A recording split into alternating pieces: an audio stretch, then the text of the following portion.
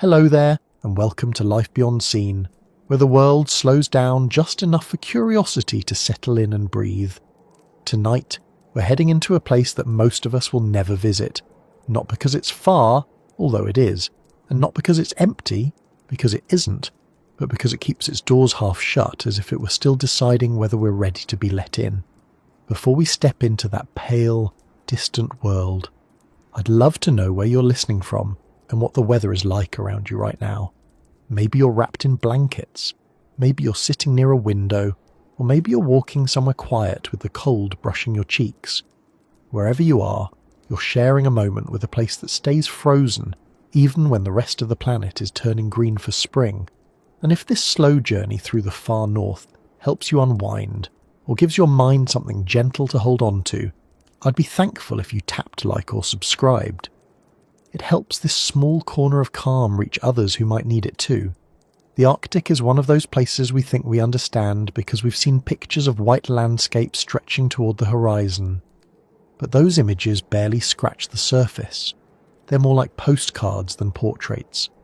The truth is that the Arctic holds more hidden spaces, more unanswered questions, and more unreachable secrets than almost any other location on Earth. Not because we aren't trying, but because the Arctic has a habit of shifting, flexing, and closing over whatever we want to see. The way fresh snow can hide yesterday's footprints within minutes. As we settle in tonight, this northern expanse becomes less of a blank patch on a map and more of a quiet reminder that even in an age of satellites and sensors, some places simply stay out of reach.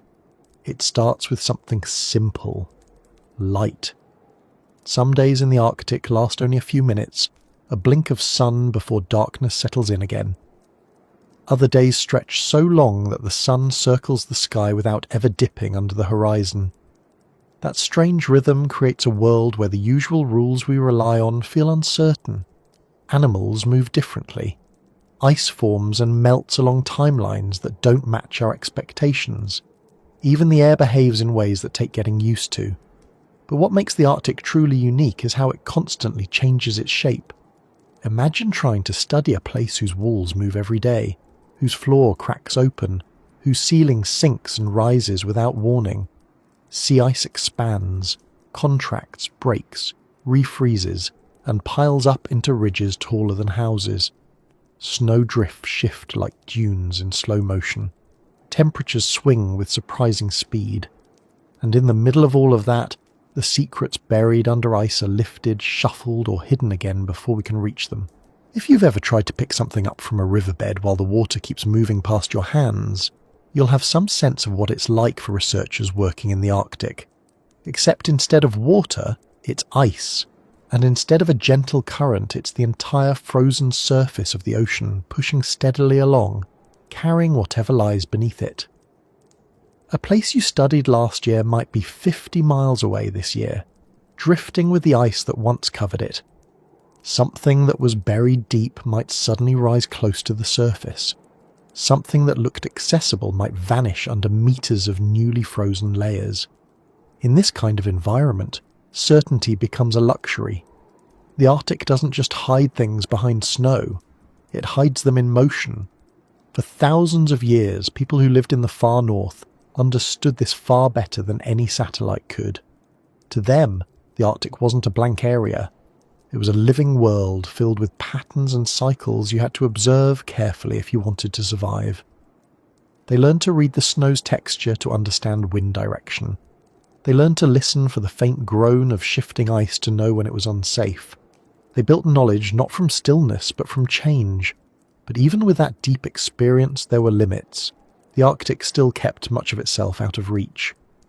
Beneath the pack, ice lies, a landscape of underwater ridges, canyons and plateaus that few have ever seen. Beneath the permafrost lie remnants of ancient ecosystems older than human memory. Under the snow lie traces of people who crossed these lands long before recorded history began.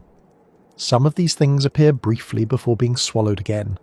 A tusk exposed by melting ice. A fragment of driftwood carried from unimaginable distances. A ruined campsite that might be centuries old. The Arctic shows glimpses, then closes its hand. Part of the reason we know so little is simple geography. The Arctic is far from most human settlements. It stretches across 8 nations, but many parts of it remain inaccessible for most of the year.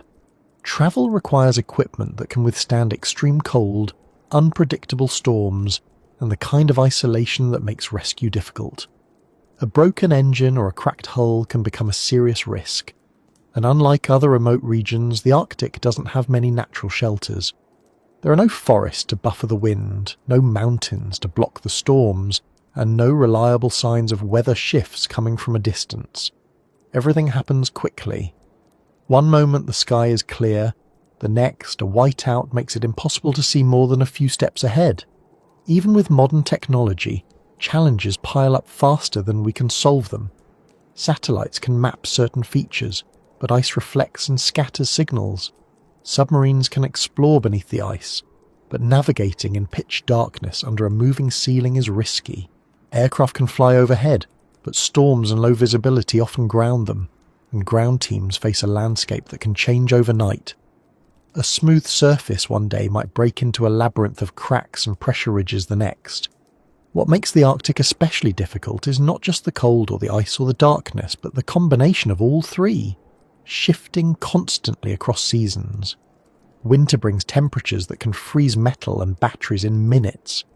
Summer softens the ice just enough to make travel dangerous.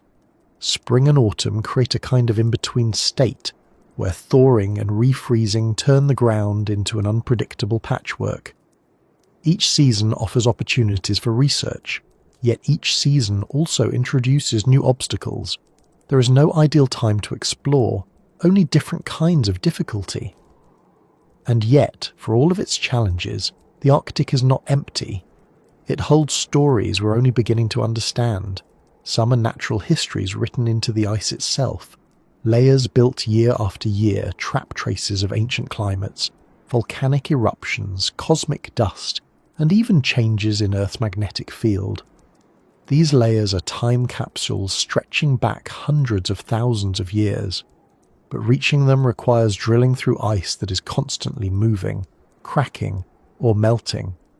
Some projects take years to complete, and even then, the cores can be lost if the drilling platform shifts or the equipment freezes. Each core is a fragile treasure, and the Arctic doesn't always let us retrieve it. There are geological secrets too. Beneath the ice lies the Arctic Ocean, one of the least explored bodies of water on Earth. Its depths hide underwater mountains taller than many on land, canyons deeper than the Grand Canyon, and slopes that host ecosystems unlike anywhere else. But thick ice prevents our usual tools from reaching those depths. Submarines can only explore limited areas. Remotely operated vehicles require a hole in the ice large enough for deployment, and the ice above shifts constantly, making those openings temporary at best. The Arctic also conceals the past in more human ways. Ancient settlements lie buried in permafrost, their structures frozen in place for centuries or even millennia. Many of these sites contain tools, clothing, storage pits, and other traces of life preserved with remarkable detail. But as the permafrost melts, some are eroding faster than we can document them. Coastal sites crumble into the sea, frozen bodies thaw, exposing remains that need careful study and respectful care. Artifacts appear suddenly before disappearing again under snow or sliding into newly formed meltwater channels. Even when a site is discovered, reaching it can take days or weeks of travel, only to find that conditions have changed since the last report. There are living secrets too. The Arctic hosts organisms that thrive in extreme cold, including bacteria and viruses that have been locked away for tens of thousands of years. Some scientists worry that as ice melts, microscopic forms of life could emerge that we haven't encountered before. Not in a dramatic science fiction sense, but in the quiet, complex way nature often surprises us. These organisms could help us understand evolution, climate change, or resilience in harsh environments. But studying them requires careful handling, sterile equipment, and a stable location, none of which are easy to maintain when temperatures swing and the ground beneath you isn't quite solid. Even the sky above the Arctic holds mysteries. The region sits under a swirling dome of atmospheric behaviour that influences weather patterns across the globe. Winds high in the atmosphere interact with cold air near the surface in ways that create unusual clouds, sudden storms, and patterns that stretch across continents. But collecting data in this region demands aircraft that can function in extreme conditions, instruments that won't freeze, and crews trained for long hours over isolated terrain. One broken sensor or miscalculation in fuel can become more than an inconvenience. The difficult truth is that the Arctic doesn't just hide secrets, it protects them. The ice acts as a shield, the cold as a gatekeeper, the darkness as a curtain.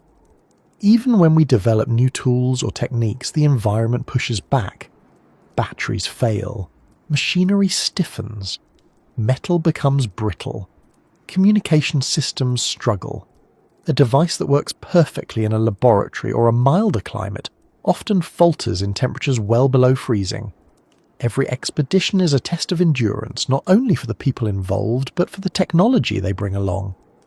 And yet, despite all of this, the Arctic remains a place we're drawn to, not just for science, but for understanding, because hidden in its landscapes are clues about Earth's past and hints about its future. Climate change is reshaping the region faster than almost anywhere else, and those changes ripple out to affect global weather, sea levels, ocean currents, and ecosystems. The Arctic may feel far away, but its influence reaches every coastline, every season, and every community. As we drift deeper into this story, you might find yourself wondering what it feels like to stand in a place where the horizon seems infinite, where the air tastes clean and sharp, where silence stretches wide enough to hear the distant crack of ice shifting miles away, or what it's like to watch a sun that refuses to either rise fully or set completely, circling overhead in a long, slow arc that colours the sky without quite warming the ground, or how it feels to realise that beneath your feet lies a frozen ocean, thick enough to bear your weight but thin enough to remind you that nothing here stays the same for long. All of these experiences are part of why the Arctic continues to hold a grip on our imagination. We often think of exploration as something that belongs to the past, an age of maps and expeditions. But the Arctic refuses to be fully explored. It keeps moving, it keeps hiding, it keeps reminding us that knowledge is not simply a matter of reaching a place, but understanding how that place behaves. And with that thought, we can let this moment ease gently into what comes next. Because the story of why the Arctic still hides secrets we can't reach doesn't begin with what's buried or frozen or drifting. It begins with the simple fact that the Arctic itself is always changing faster than anyone can catch up to it. It doesn't take long, once you begin thinking about the far north, to notice that trying to understand it is a little like trying to keep hold of a snowflake. You can look at it, maybe even get close enough to examine some detail, but the moment you try to grasp it, it changes shape. The Arctic is one of the few places on Earth where the ground beneath you can move without any warning at all. Not in a dramatic earthquake way, but in a slower, quieter shift that feels almost personal. You think you're standing on something stable, and then you hear a faint crack somewhere in the distance, and you're reminded that the surface you're walking on is not permanent. It's temporary, suspended between seasons, and always adjusting. This is one of the reasons the Arctic holds onto its secrets so well. Nothing stays in one place long enough for us to say, with complete certainty, that we've truly studied it. A research team can set up a station on what looks like solid ice, anchor their instruments, run their tests, and come back a few days later to find that the whole platform has drifted kilometres away, or broken apart, or settled into a shape they don't recognise. The surface moves the way ocean currents do, only slower and more quietly. It's not land, even though it looks like it. It's a frozen skin that floats, rises, and pushes against itself with a steady pressure. You can almost forget that the ice is just the thinnest layer of this region, and that beneath it lies a deep ocean we've barely begun to map. Even the idea of solid ground becomes a little fuzzy up there. What looks like one continuous plane of white is often a collection of individual plates, each shifting at its own pace. Their edges collide and form ridges that grow into walls of ice taller than a person. These ridges can rise overnight, turning yesterday's clear route into a barrier that takes hours to navigate. A path you used in the morning might be gone by the afternoon, and even if it's still there, it might be a little different, a slight tilt here, a new crack there, or a fresh layer of snow that hides everything beneath it. The landscape doesn't wait for you. It doesn't freeze in place just because you're observing it. Temperature plays its own games. A brief stretch of warmer air can soften the surface, making it feel safe until a sudden drop refreezes everything into awkward, uneven layers. This freeze-thaw cycle can create pockets of air, hidden weak spots, and fragile crusts that look strong until someone steps on them. Researchers talk about moments when their boots sink through a layer that seemed reliable just seconds before. They describe the sound of ice shifting below the surface, an unsettling reminder that the structure they're walking on is far from predictable. The snow adds another level of complexity. Snow in the Arctic doesn't behave the way many of us picture it. It isn't fluffy or soft most of the time. It gets pushed around by wind, packed into dense forms, sculpted into drifts that can be harder than ice.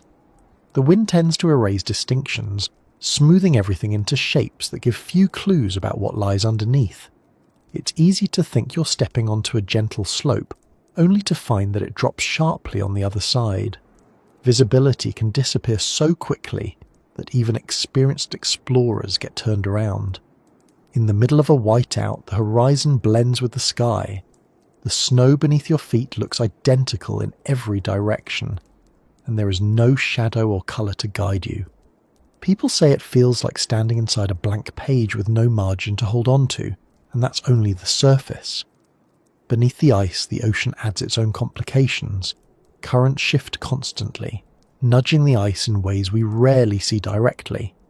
When wind and currents push in opposite directions, the ice can stretch and crack. When they push together, the ice buckles and folds. These movements can be subtle or sudden.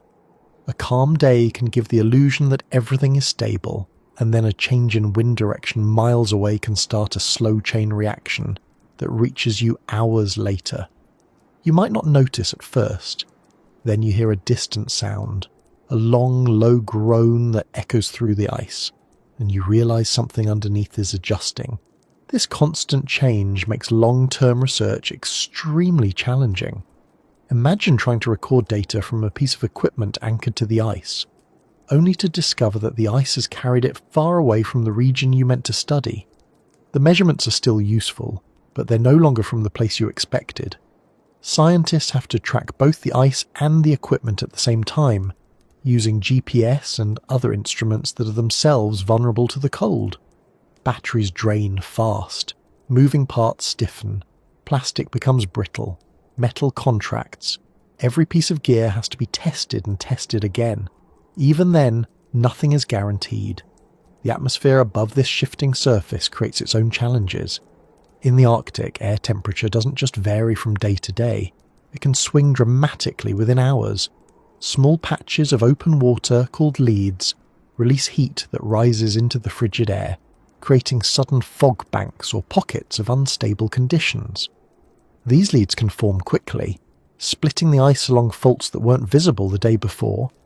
A lead might be only a few meters wide or stretch for kilometers, and its edges can freeze over again overnight, creating a deceptively thin layer that looks solid but isn't strong enough to hold weight.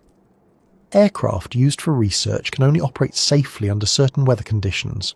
Fog reduces visibility. Ice build-up on the wings can interfere with lift. Wind speeds can change without warning. And because the region is so remote, pilots have to be absolutely sure that their route is safe before taking off. There are few alternate landing sites.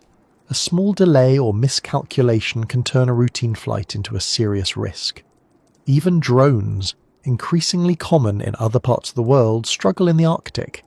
Cold temperatures reduce battery life dramatically, sometimes giving only a few minutes of flight time before the drone must return. Sensors can freeze or malfunction. High winds can push small aircraft off course, and GPS signals, which most drones depend on, can be distorted by atmospheric conditions unique to polar regions. Ships face their own difficulties. Icebreakers are designed to crush through thick ice, but they can't move in every direction at once. They have to anticipate shifts in ice patterns hours ahead.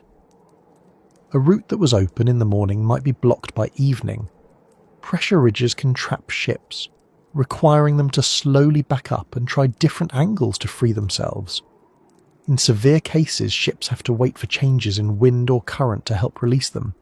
Even with reinforced hulls, the risk of damage is always present, and when ships operate near the edge of the ice, where frozen and open water meet, they must constantly adjust their speed to avoid striking hidden ice chunks. One of the less obvious reasons the Arctic remains elusive is the way sound travels in this environment. Sound behaves differently in cold air. It carries farther at times, but can also become distorted by temperature layers. Underwater, sound can travel extraordinary distances because the cold water is dense and stable. This might sound useful, but it complicates things. Instruments that rely on sonar can pick up echoes and reflections that don't match what they expect. Underwater features may appear shifted or doubled. Identifying objects becomes harder because the signals bend or stretch in ways that differ from warmer oceans.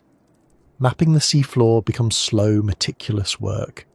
People sometimes imagine that melting ice will make the Arctic easier to explore. In reality, the opposite can be true. As ice thins, it becomes more unstable. Larger areas of open water can create more powerful waves, which can break remaining ice even faster. Storms become more intense because the ocean absorbs more heat. Thinner ice also moves faster because it has less mass. This means research stations, instruments, and even ships have to be more cautious, not less. The transitional periods when ice is forming or breaking up are often the most dangerous. You can't trust what you see. A patch of ice might hold one person but collapse under another. A newly formed sheet might look strong but be only a few centimetres thick. The animals that live in the Arctic also adjust their behaviour according to these changing conditions. This makes studying them difficult because the environment doesn't provide a consistent backdrop. Polar bears rely on sea ice to hunt seals, but as the ice moves or breaks apart sooner in the season, bears must travel farther or change their patterns. Tracking them becomes a challenge. The same is true for seals, narwhals, walruses, and many species of birds. Their movements are tied to ice conditions, and as those conditions shift, researchers have to work harder to keep up. Even the smallest creatures, like plankton that bloom beneath the ice, follow patterns that can change abruptly with temperature and light variations. Permafrost, the frozen ground that covers much of the Arctic, can also shift without warning. In many areas, the upper layers thaw every summer and refreeze every winter, but deeper portions that once stayed frozen for centuries are now beginning to soften. This creates uneven terrain. Ground that was stable can suddenly become spongy or collapse into sinkholes. Structures built on permafrost, like research stations or storage buildings, may tilt or sink if the ground beneath them thaws. Equipment placed on what looks like solid earth can slowly drift out of alignment. Even temporary shelters must be monitored regularly to ensure they're not at risk of shifting. The most striking part of all this is that change in the Arctic doesn't follow a single pattern. It's not a predictable cycle that we can map neatly. It's a combination of weather, ice movement, temperature swings, ocean currents, and atmospheric behaviour, all interacting in ways that can surprise even experienced observers. That unpredictability is a form of secrecy in itself. The Arctic doesn't hide things by burying them deep. It hides them by making the ground move beneath you before you've had a chance to look closely. The more we study this place, the more we realise that everything depends on timing. You can plan an expedition carefully, coordinate with satellites, consult weather forecasts, and prepare for every known variable, and still find the conditions have changed by the time you arrive. A layer of ice you expected to be thick enough for drilling might have opened into a wide channel. A stretch of coastline you meant to survey might be shrouded in fog so dense that visibility drops to almost nothing. A site you thought was accessible might now require hours of detours around unstable terrain. Even the simplest task can expand into something far more complicated once you're on the ground. Perhaps the most telling example of how the Arctic shifts before we can touch it comes from stories of objects that appear briefly and then vanish again. Explorers sometimes report spotting old wooden beams rising from melting permafrost, remnants of long-buried structures, but when they return days later, snow has covered everything, and the landmark is impossible to relocate. Scientists drilling ice cores might extract samples from a promising location, only to discover the site has drifted miles away during the process. Instruments dropped beneath the ice can become trapped by shifting flows, lost to movement they could neither see nor predict. It's not that the Arctic is actively hiding these things, it's just in constant motion, indifferent to our attempts to keep up. All of this creates a world that remains just out of reach, even when we're standing in the middle of it. The Arctic is not a still place. It's a place defined by motion. Slow, steady, persistent motion that reshapes everything before we have a chance to understand it fully. And that motion is one of the reasons it keeps so many of its secrets, not out of malice or mystery, but simply because that is what this environment does. It changes, shifts, and reforms without waiting for anyone. As we move forward, this sense of constant adjustment gives way to a quieter part of the Arctic story, one built not from motion in the present but from layers built over countless years, holding clues about a world that existed long before any of us arrived and that linger beneath the surface even as the ice moves above them. There's a moment in every journey through the Arctic when the shifting, restless nature of the place gives way to something older, something that doesn't move as quickly as the drifting ice on the surface. At first, you notice it in the ridges of compacted snow, then in the deep blue fractures where the ice reveals its layers. The farther you look, the more you see the difference between what has formed over a season and what has been there long enough to become part of the region's memory. It's easy to think of the Arctic as temporary because the surface never stops changing, but beneath that restless outer skin lies ice that is older than empires, older than most landscapes we know, older even than some of the stories humans told before written language existed. This ice is not just frozen water, it's a record, a slow accumulation of moments, trapped in layers that store the past with a kind of quiet precision nothing else can match. When you stand near one of these ancient formations, the age of it isn't obvious right away. It looks like ice, the same as any other frozen surface at first glance.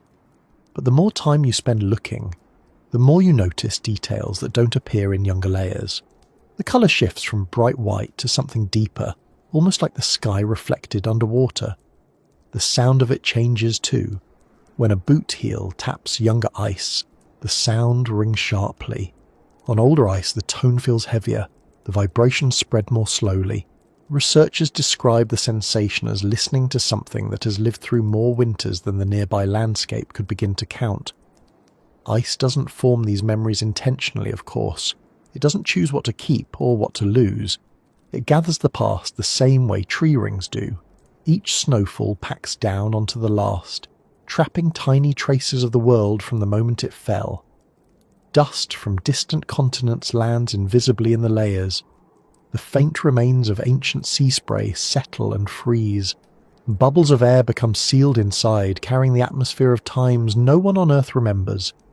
In these pockets of air lie hints of volcanic eruptions, changes in solar radiation, the rise and fall of greenhouse gases, the fingerprints of shifts in global temperature long before anyone measured them. Some of the oldest ice we've ever studied formed more than 700,000 years ago. That's longer than our own species has existed in its modern form. The people who eventually evolved to walk upright, build societies and travel across continents hadn't yet appeared. While our ancestors took their earlier steps in regions far from the poles, snow was falling in the Arctic that would compact into the ice researchers drill into today.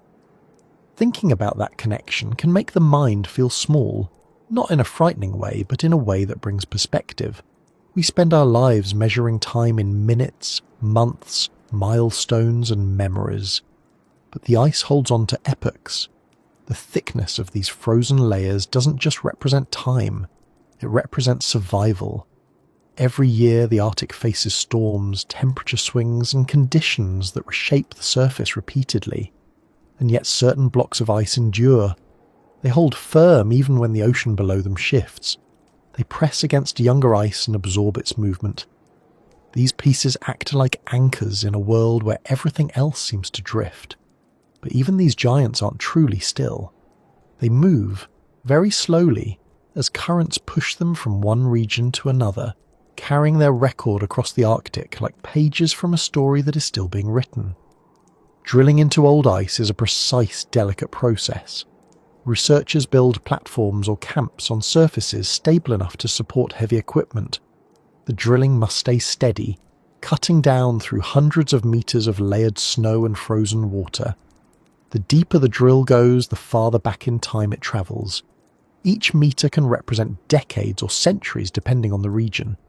It's not uncommon for teams to spend weeks or months extracting a single continuous column.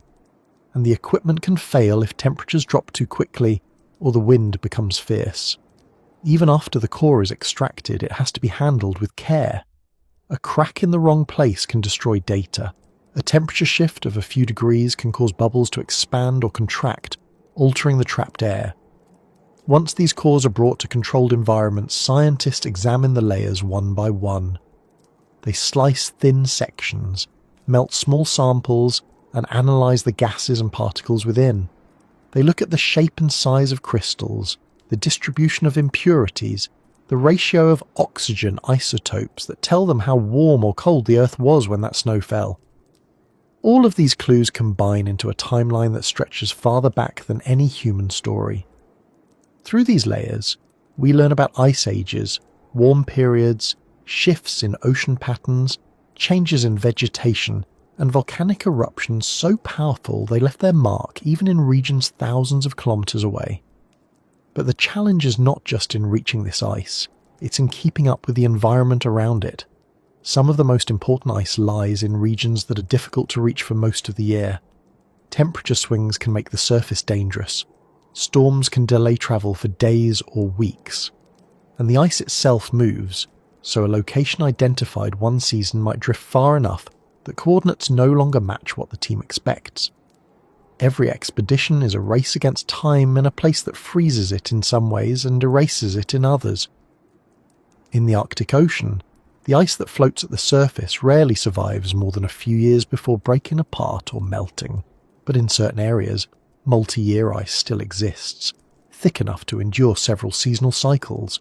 This older ice forms ridges and plateaus that look almost like frozen hills. Beneath these features lie layers that have changed less over time. They hold older snow, older dust, older air. They also hold hints about when certain regions melted or refroze, creating windows into climate patterns that shaped entire ecosystems. The strange thing about these layers is how ordinary they appear when viewed up close. A sliver of ancient ice doesn't look dramatically different from a sliver of new ice, but under the right equipment its age becomes unmistakable. The bubbles trapped inside it are smaller because they were compressed under enormous weight. The dust particles are fewer in some eras and more plentiful in others. The chemical signatures contain subtle variations that mark everything from shifts in monsoon cycles to the rise of agriculture in distant parts of the world. Each piece of ice holds a small piece of global history. People sometimes imagine the Arctic as a blank canvas waiting for exploration. But when you study old ice, the feeling shifts. Instead of a blank place, it becomes a place that has been observing the world longer than any of us. It holds on to information quietly, without judgment or interpretation. It simply carries it forward, suspended in layers of frozen time. And not all of these layers have been discovered. There are regions where drilling hasn't reached the deepest points. There are shelves of ice where cores would be difficult to remove because the structure is too unpredictable. There are underwater formations we haven't touched, because the equipment to reach them isn't ready yet. Some of the oldest ice may lie trapped under glaciers that are too remote or dangerous for current exploration. One of the more surprising things researchers have learned from old ice is how stable certain atmospheric patterns were over long periods. Even when the planet experienced dramatic temperature swings, certain ratios of gases remained within predictable ranges. Then, in the last century or two, those patterns broke. The increase in greenhouse gases recorded in modern ice layers stands out sharply compared to the gradual shifts of the past. It's like watching a slow, steady heartbeat suddenly spike. The old layers don't lie. They show exactly when things changed and how quickly. They reveal how unusual the present moment is, not to alarm, but to explain. Ice also contains biological traces, tiny particles from long-gone forests, microorganisms carried by winds from distant coastlines, pollen from plants that no longer exist. These traces allow scientists to reconstruct ancient ecosystems with surprising detail. A single core might hold a record of droughts, floods, warm periods, and cold periods. It might even hold remnants of events that reshaped entire continents. Everything gets stored. It becomes part of the timeline whether or not someone was there to record it. In some parts of the Arctic, ice is so old that it has compressed into layers barely a few millimeters thick. Each layer can represent shorter intervals of time as the weight above presses everything together. This makes studying them even more challenging. Instruments must be sensitive enough to detect changes on extremely small scales. The slightest imperfection in the sample can mask important data. Yet researchers persist because each layer provides another piece of a puzzle too large and too old to assemble in any other way. The story stored in ice isn't only about climate, it's also about movement. Some cores record evidence of shifts in Earth's magnetic field, which changes over time, sometimes more quickly than expected. These changes affect everything from the behavior of animals to the way radiation enters the atmosphere. Other layers record changes in cosmic rays, offering hints about solar cycles, stellar activity, and even events outside our solar system. It's strange to think that a piece of ice in the Arctic can contain a faint record of something that happened on the surface of the sun thousands of years ago, or something that came from far deeper in space. And then there's the matter of objects frozen within or beneath the ice. Over millennia, the Arctic has captured remnants of human activity, animal migrations and geological events. Wooden fragments from lost expeditions lie buried in places where the cold kept them intact. Bones of extinct animals remain preserved in permafrost. Stone tools appear near melting edges. Even modern debris becomes trapped and carried across great distances before settling. Everything becomes part of the landscape, preserved until conditions shift again. But as the climate warms, the old ice that has held these records safe is beginning to thin. Some areas that once supported thick layers are melting faster than researchers can study them. A core that could have revealed information about ancient climate cycles might be lost because the ice melted before a team could reach it. This isn't just a scientific concern, it's a reminder that knowledge stored over hundreds of thousands of years can vanish quickly once the conditions that protected it begin to change. The sheer amount of information locked inside the ice is one reason the Arctic continues to pull researchers back year after year. They're not looking for treasure in the traditional sense, they're looking for understanding. Old ice can answer questions about why certain species thrived or disappeared. It can show how the atmosphere responded to natural events. It can reveal how ocean currents behaved long before instruments existed to measure them. And in doing so, it can help us make sense of the patterns we see today. Standing near a core of ancient ice, researchers often describe a feeling similar to opening a book, written in a language they only partially understand. Every measurement, every analysis gives a little more clarity, but the full story remains hidden in the depths, waiting for tools, techniques, or opportunities we haven't invented yet. Some of that ice may not be accessible for decades. Some of it may never be accessible at all, and that's part of the challenge. The Arctic doesn't just store information, it chooses when to reveal it based on conditions we can't control. This is why every moment spent studying these layers feels significant, even when the work is slow, even when the ice resists progress, even when conditions turn against the researchers, because each sample offers a glimpse into a time when the planet looked different, behaved differently, and supported life in forms we might never fully understand.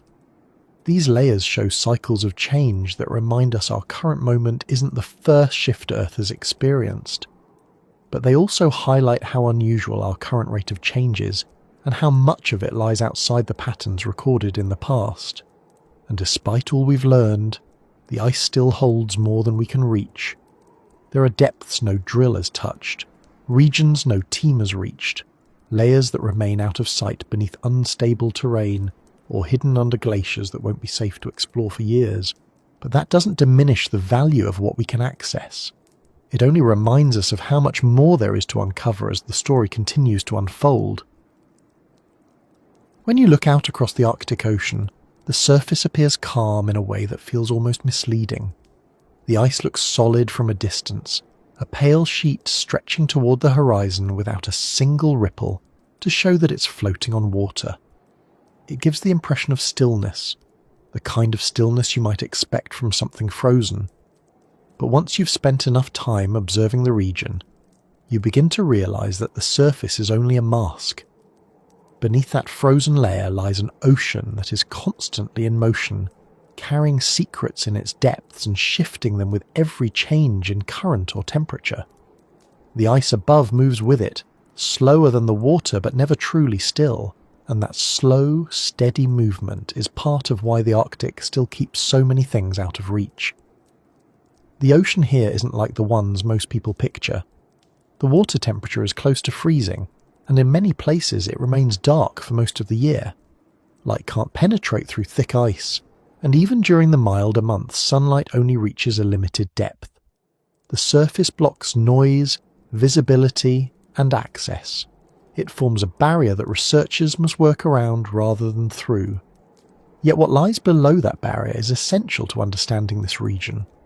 The ocean floor holds traces of Earth's past in sediments that record ancient climates, shifting ecosystems, and the movement of glaciers across the poles. The water itself carries nutrients and organisms that shape life across the northern hemisphere. And beneath the seafloor, deeper still, lie geological formations few have ever seen directly. The challenge begins with something simple: reaching these places at all. Unlike other oceans, where ships can drop anchors or equipment freely, the Arctic forces teams to work through openings in the ice, each one temporary and unpredictable. Leads open without warning as the ice splits along pressure lines, revealing long, dark stretches of open water. Hours later, the wind can shift, and those same openings close again as the ice folds back over them. Researchers have to be ready to deploy equipment quickly, and they have to accept that the window might not last long enough to gather the data they need. Even with careful planning, a lead can freeze sooner than expected. Ropes can become trapped. Instruments can be crushed if the ice closes before they are retrieved. The deeper parts of the Arctic Ocean present even greater mysteries. The basin beneath the central Arctic spans thousands of meters, but much of it has never been mapped with high resolution. Satellite images can only provide surface information. Sonar readings must contend with ice movement that distorts signals or reflects them unpredictably. Submarines can reach some areas, but navigating beneath floating ice requires constant monitoring. A submarine must maintain enough distance from the ice above to avoid being trapped, yet stay close enough to gather accurate readings. Every maneuver needs to be precise. There's no room for error in a region where rescue operations would take days or longer. What makes these depths especially intriguing is how much they tell us about the Arctic's history. Long before sea ice formed regularly in this region, glaciers carved their way across the ocean floor, leaving behind ridges, valleys, and deposits that still remain. Sediment cores pulled from the seafloor show layers of silt, sand, organic material, and minerals that drifted or settled over millions of years. Some layers contain microfossils, organisms so small they can only be studied under microscopes. but significant enough to reveal what the Arctic looked like during warm periods long before humans existed. Other layers contain evidence of dramatic events: volcanic ash from distant eruptions, magnetic changes tied to shifts in Earth's field, or traces of long-gone ecosystems that once thrived when the region was ice-free. Reaching these sediments is difficult enough. Keeping them intact is even harder.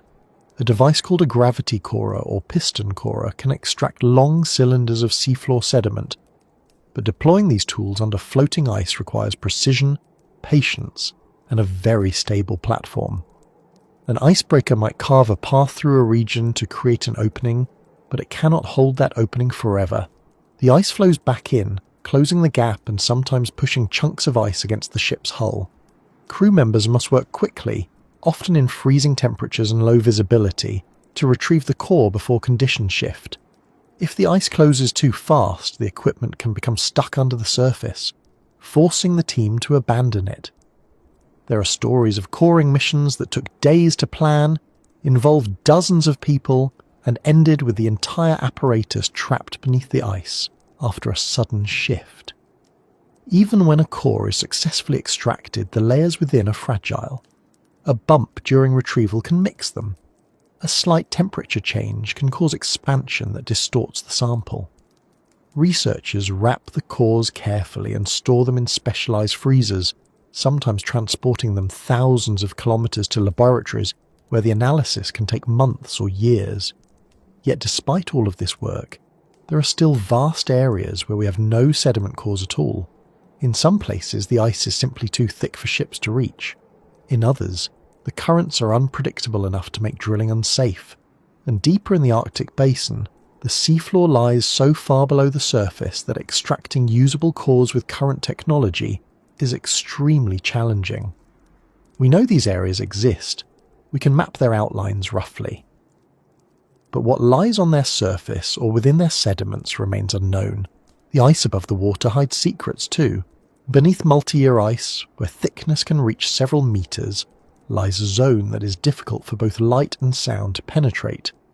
This sub-ice environment hosts organisms that survive in near darkness, feeding on particles carried by currents or generated by microscopic life that thrives on nutrients brought up from below.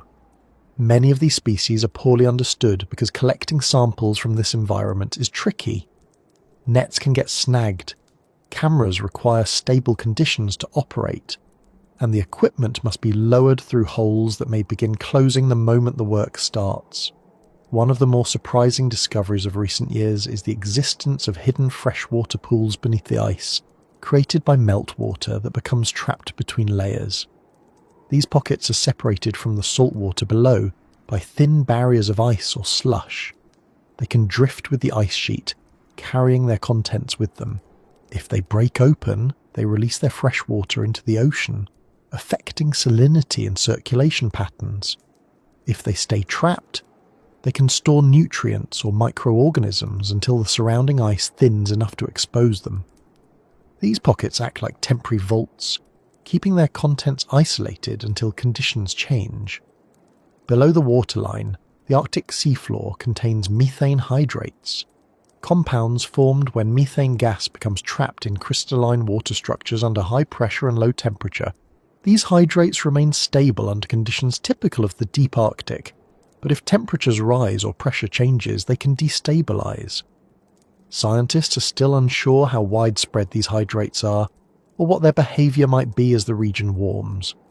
Extracting samples is difficult because the hydrates can dissociate quickly once brought to the surface, releasing methane and leaving little behind to examine.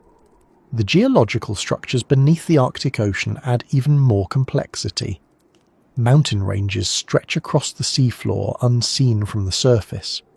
Volcanic ridges mark areas where tectonic plates pull apart. Underwater plateaus rise like hidden continents. These formations influence currents, ecosystems, and the movement of sediments. But without detailed mapping, their full structure remains uncertain. Submarines have revealed glimpses, but vast areas remain only partially surveyed. Part of the reason these underwater features are still mysterious is the constant drift of the ice above. A stable ice sheet might allow researchers to conduct repeated measurements in a given area. But in the Arctic, the ice rarely stays in one place long enough for that kind of consistency. You can set up equipment one season, return months later, and find the ice has carried it far from where it started. Even GPS tracking can only do so much when conditions prevent retrieval. Some scientific instruments become lost this way, drifting under the ice until batteries die or signals weaken. They continue recording data for as long as they can, but eventually they become unreachable. Beneath the ice lies another challenge: pressure. The deeper you go, the more intense the pressure becomes, compressing water and any structures within it. Equipment built for moderate depths can malfunction in the deep Arctic basin. Cameras crack, frames bend, electronics fail. Even when devices are built to withstand great depths, the combination of low temperature and high pressure can push them beyond their design limits. Engineers are continually developing stronger, more reliable tools, but the harshness of the environment makes progress slower than many would like. Despite all of this, the underwater world hosts an incredible variety of life. Cold water corals form structures that look nothing like the bright reefs of tropical oceans but serve similar ecological roles. These corals grow slowly, sometimes taking hundreds of years to form large colonies. They host small fish, invertebrates, and other organisms that rely on them for shelter. But because these corals live in deep, dark environments far from human activity, they are rarely seen. When a submersible camera captures an image of them, it's like opening a window into a hidden ecosystem that has continued quietly without interruption. Some species found in the deep Arctic waters are adapted to pressures and temperatures that would seem impossible elsewhere. They move slowly, conserving energy. They feed on particles drifting down from above or on the remains of organisms that fall to the seabed. Many of these species have never been studied directly. When they appear on camera, they often look unfamiliar, leading to debates about whether they represent new species or simply known organisms seen in unusual lighting. Without physical samples, it can take years to confirm their identity. The shifting ice also plays a role in shaping underwater habitats. As ice forms, it traps salt in small pockets, creating brine channels that drain into the ocean. These channels support specific microorganisms that thrive in this salty environment. When the ice melts, these organisms disperse into the water, creating seasonal patterns of biological activity. Some researchers believe these cycles influence larger food webs, affecting fish migrations, plankton blooms, and even the behavior of marine mammals. But the exact relationships are still being studied, and the difficulty of working under ice means progress is slow. The Arctic Ocean also hides evidence of past warm periods. Scientists have found layers of sediment containing pollen from plants that could not survive in the modern Arctic climate. This suggests that long ago the region experienced conditions far warmer than today, supporting ecosystems completely different from what we see now. But without widespread sediment cores from deeper areas, the full picture remains incomplete. Each new core introduces a small piece of understanding, but many pieces are still missing. What complicates matters even further is the way the ocean floor continues to change. While tectonic movement is slow, sediment deposition happens constantly. Material from rivers, melting glaciers, and coastal erosion travels into the Arctic basin. Storms stir up the water, redistributing particles. Currents shift thick layers of fine sediment across the seabed.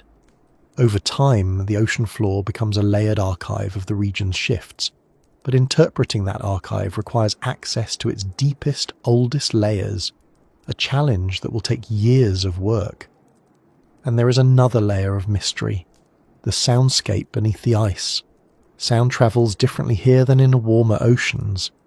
Whales rely on specific frequencies to communicate, but those frequencies can become distorted by ice cover. Researchers scanning the depths with sonar must adjust for interference caused by floating ice platforms. Some sounds recorded beneath the surface remain unidentified. They could be geological events, ice movement, or biological signals from species we haven't catalogued. Without more access to the environment, many of these sounds remain unexplained. Even the chemical composition of Arctic water holds clues. Subtle differences in salinity can indicate the mixing of deep water with surface currents. Temperature variations can signal the presence of warm Atlantic water flowing into the basin. These interactions influence everything from nutrient distribution to ice formation, but measuring them consistently requires instruments placed at various depths across wide regions. Many of these instruments are attached to moorings, cables anchored to the seafloor, which can be broken or displaced by moving ice above. The ocean beneath the Arctic ice is not empty. It is crowded with data we haven't collected yet, organisms we haven't observed, and geological features that remain largely unseen. The secrecy doesn't come from a lack of trying. It comes from the constant movement, the difficulty of accessing stable positions, and the sheer scale of the environment. Even after decades of research, the Arctic Ocean remains one of the least understood parts of the planet. But every discovery made beneath that frozen surface brings new questions. A fragment of warm period pollen raises questions about ancient climates. A newly sighted deep-water organism prompts research into cold adaptation. A strange sound recorded beneath the ice leads to new investigations of underwater geology. And each of these questions pushes us toward the next layer of mystery waiting beneath the ice. When you start exploring the hidden spaces beneath the Arctic surface, it becomes clear that this region isn't only defined by water, ice, or shifting geology. It is also shaped by the life that persists there, life that rarely enters the view of anyone except the researchers who dedicate their careers to studying it. Even then, the glimpses they manage to collect often feel brief, like sightings through a narrow window that closes too quickly. The creatures that inhabit this region have adapted to an environment that would be intolerable almost anywhere else on Earth, and many of them remain poorly understood simply because we can barely reach the places where they live. For every hour of footage, for every successful sample, for every passing observation, there are countless moments happening beneath the ice that we never get to see. At first glance, it might seem impossible that life could thrive in such extreme conditions. The cold reduces metabolic processes, the darkness limits photosynthesis, the ice blocks access to the surface, and the pressure of deep water compresses anything that descends into it. But the Arctic has a way of making room for life in the narrowest margins. Creatures here have evolved to withstand darkness that can last months, temperatures just above freezing, scarce food supplies, and habitats that shift every season. They adapt, endure, and continue patterns older than our most detailed records. One of the first things researchers learn when studying Arctic life is that very little about it fits neatly into categories that work elsewhere. Species that seem fragile in one context turn out to be remarkably resilient here. Others that appear hardy prove sensitive to the smallest changes in temperature or food availability, and many creatures remain completely hidden unless a rare alignment of conditions allows them to be seen. Sometimes a break in the ice reveals a colony of organisms clinging to its underside. Other times a deep-sea camera captures a passing shape that doesn't match any known catalogue. Each encounter adds a small piece to a puzzle, but the picture is far from complete. Near the surface, where light occasionally filters through thin ice, microorganisms form the foundation of the region's food web.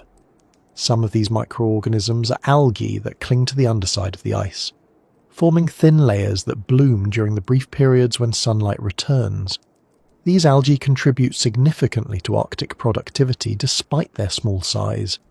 They provide food for tiny zooplankton, which in turn become food for larger creatures.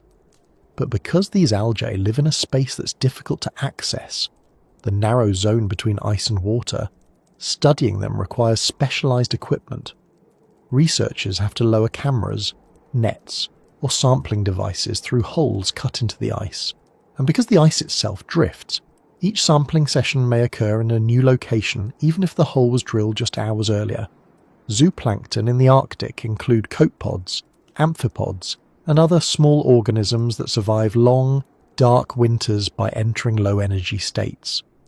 Some species accumulate lipids during brief summer blooms, storing energy in dense droplets that sustain them through months when food is scarce.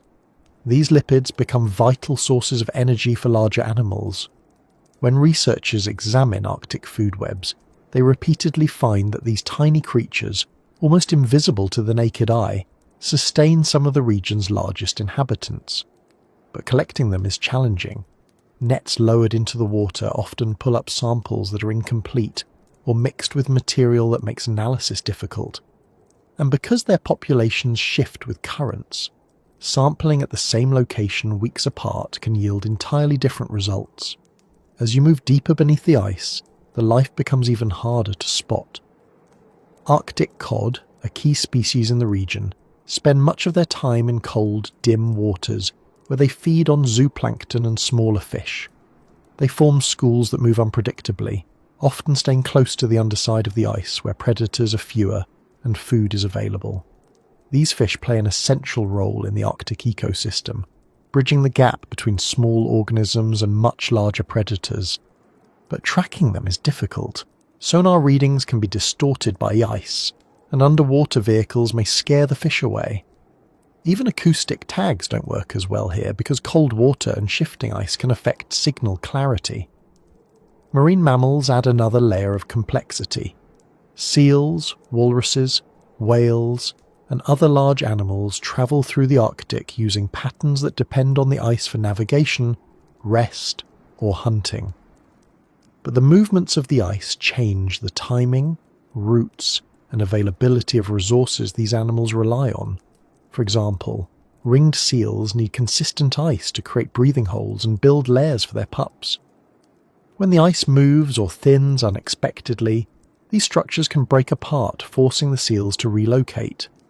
Researchers studying these animals must follow them across wide areas, adapting to the same conditions that challenge the animals themselves. Tagging devices can fall off, batteries can fail in the cold, and the animals may travel beyond areas where tracking equipment can reach. Polar bears, as apex predators, depend on many of the creatures that live where we can barely look. They hunt seals, navigate long stretches of ice, and swim through frigid water for extended periods. Their survival depends on the presence of seals, which in turn depend on the presence of fish, which depend on plankton and algae. When one part of the chain becomes inaccessible or unstable, the rest shifts. And because the Arctic changes quickly, understanding how these layers interact requires long-term observation. Yet this kind of observation is limited by weather, safety concerns, and the difficulty of travelling across the ice. Even with satellites, drones, and tracking collars, there are months when researchers have no access to certain areas. As you descend beyond the reach of surface ice, the creatures become stranger. Deep Arctic waters host fish with adaptations specifically designed for life in near-freezing temperatures. Some species produce antifreeze proteins that keep their blood from crystallizing. Others move slowly to conserve energy, expending minimal effort in a region where food might drift by infrequently. Their eyes may be large to capture what little light filters down, or they may rely on sensing vibrations instead of visual cues. Many deep-sea creatures have gelatinous bodies, which require less energy to maintain under pressure. When deep-sea cameras manage to capture them, they appear briefly, sometimes as indistinct shapes or flashes of movement. Benthic organisms, creatures that live on or near the seafloor, are among the least studied because of how difficult it is to reach them. These include sea spiders, brittle stars, sponges, and small crustaceans that crawl or filter feed. The deep Arctic seafloor is cold, dark, and covered in fine sediment that can be stirred up easily, making visibility poor for cameras. ROVs and manned submersibles can only explore limited areas before currents or ice drift force them to surface. In the rare moments when a clear view is possible, researchers observe interactions that would otherwise remain unknown. Some of these creatures rely on marine snow, the slow descent of organic particles from upper layers of the ocean. Others feed on material stirred up by currents. Many live in ecosystems tied to underwater ridges or vents that create localized variations in temperature and chemistry. Among the more mysterious Arctic inhabitants are species that spend part of their lives attached to the ice itself. Some amphipods live under the ice, clinging to its underside and feeding on algae or other organisms. Their behaviour is difficult to observe because they often scatter when exposed to light from cameras. They move quickly, darting between pockets and channels carved into the ice by brine. Observing them requires specialised low-light equipment and patience, as well as luck. If the ice shifts during an observation attempt, the entire session might have to be stopped. Some jellyfish species also thrive in Arctic waters. Though they appear delicate, they withstand cold temperatures and periods of low productivity by adjusting their feeding and movement patterns. Their tentacles drift gracefully through the water, yet they are capable predators, capturing small organisms with surprising efficiency. But because they are transparent and often move slowly, they are hard to detect with traditional equipment. Cameras must be angled carefully and lights adjusted to avoid startling them or washing out their features. Even then, most sightings are fleeting.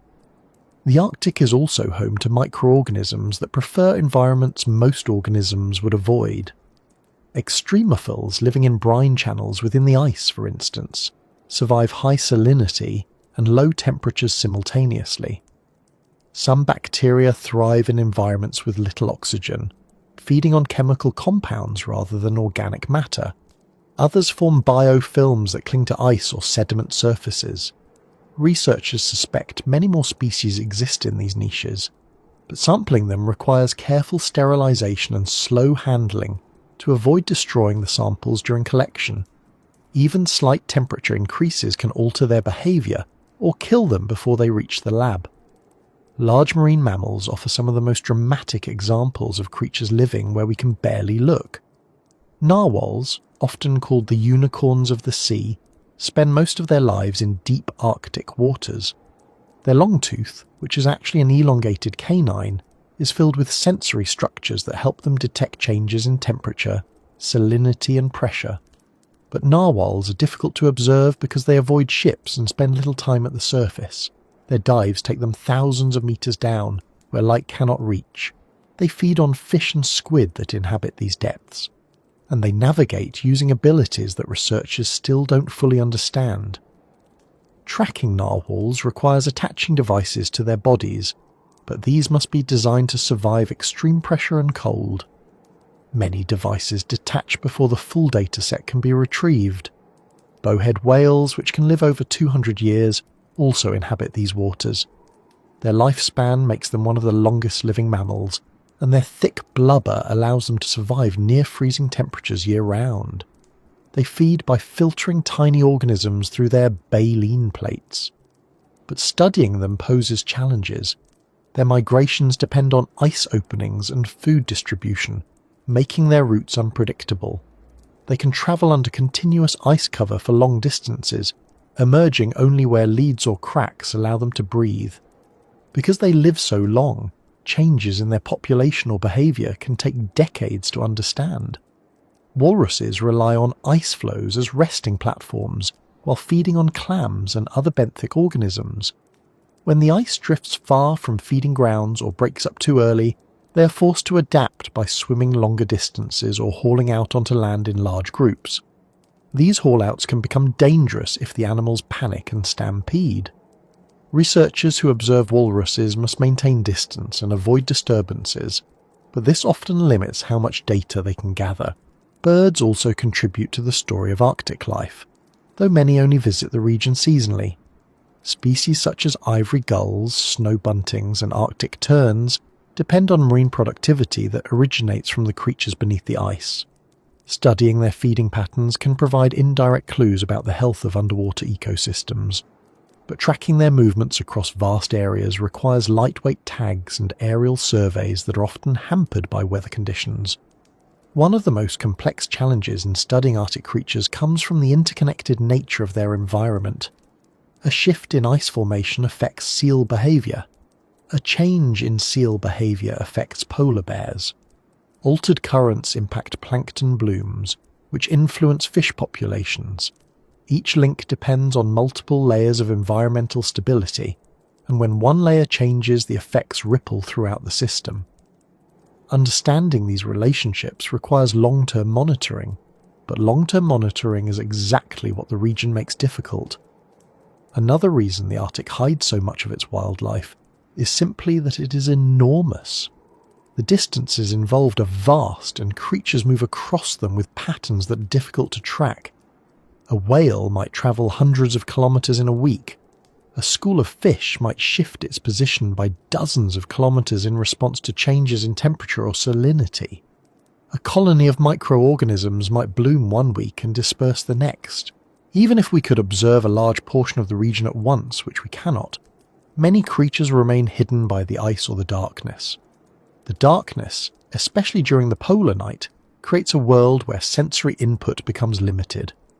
Animals that rely on vision adapt by using other senses. Fish sense vibrations. Marine mammals detect changes in pressure. Some species produce light through bioluminescence, a rare but striking phenomenon in Arctic waters. These flashes or glows may attract prey or confuse predators, but because they occur unpredictably and often faintly, capturing them on film is difficult. Perhaps the most striking thing about Arctic creatures is their ability to endure cycles, unlike anything we experience in temperate regions. They withstand months without sunlight, followed by periods of continuous daylight. They survive on limited food resources. They navigate shifting ice, yet they persist. Their existence is a testament to the adaptability of life in an environment that challenges nearly every biological limit. There is still much we do not know about these animals. Entire ecosystems exist deep beneath the ice that have only been observed a handful of times. Many species have only partial descriptions. Researchers believe some organisms have yet to be discovered at all. Every expedition reveals new information, but each revelation also raises new questions. The Arctic, with its hidden layers and shifting boundaries, continues to protect the creatures that call it home, offering only occasional glimpses through openings in the ice or brief windows of favourable conditions. Those glimpses, though, are enough to remind us that this region is not empty or barren. It is alive in ways that challenge our expectations. And as we explore further, the presence of these creatures adds depth to our understanding of the Arctic, showing us that life can flourish even where our access is limited, and where our tools struggle to keep up with the shifting world beneath our feet. When you spend enough time studying the life that survives beneath the Arctic ice, you eventually begin to notice that none of it exists in isolation. Every creature, from the smallest microorganism drifting through brine channels to the largest whale navigating deep water, interacts with forces far beyond its immediate surroundings. These forces are invisible, steady, and often overlooked, because they operate on scales too large for most people to recognize in their daily lives. But in the Arctic, these forces are easier to sense, not because they show themselves openly, but because everything here feels connected to their presence. This region is shaped by the machinery of climate, a system that operates without a sound we can hear, turning quietly through currents, temperatures, and atmospheric patterns that have influenced the planet long before we tried to measure them. To understand this part of the Arctic, you have to imagine a world where nearly every movement traces back to something else. Wind patterns shift because of pressure differences formed by temperature gradients between the equator and the poles. Ocean currents follow paths carved by density, salinity, and heat exchanges. Snowfall, ice formation, and even the thickness of sea ice depend on small changes in air temperature that ripple outward over thousands of kilometres. The Arctic acts as both a witness and a participant in these processes.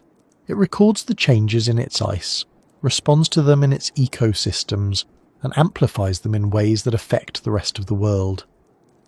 One of the key pieces of this machinery is the ocean-atmosphere connection. The Arctic Ocean is cold at the surface but warmer at certain depths, where water from the Atlantic and Pacific flows in. These warm layers do not immediately melt the ice above because they are separated by stratification, distinct layers of water that resist mixing.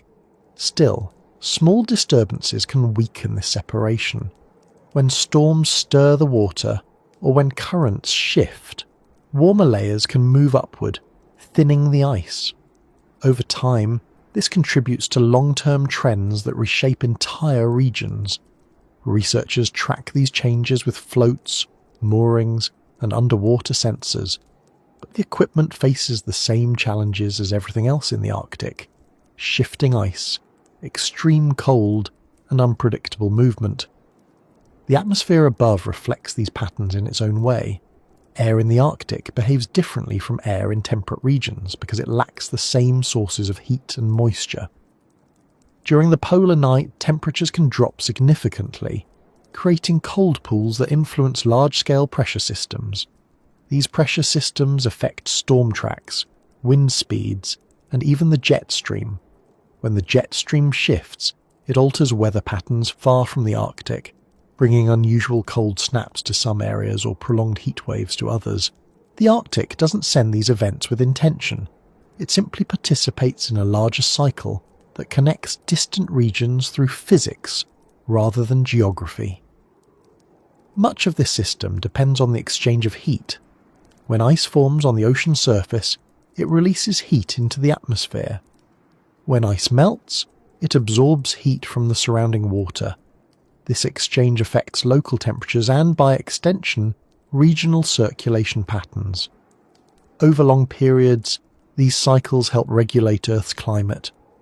But when the balance shifts, even slightly, the effects accumulate. A small increase in air temperature might delay ice formation by a few days.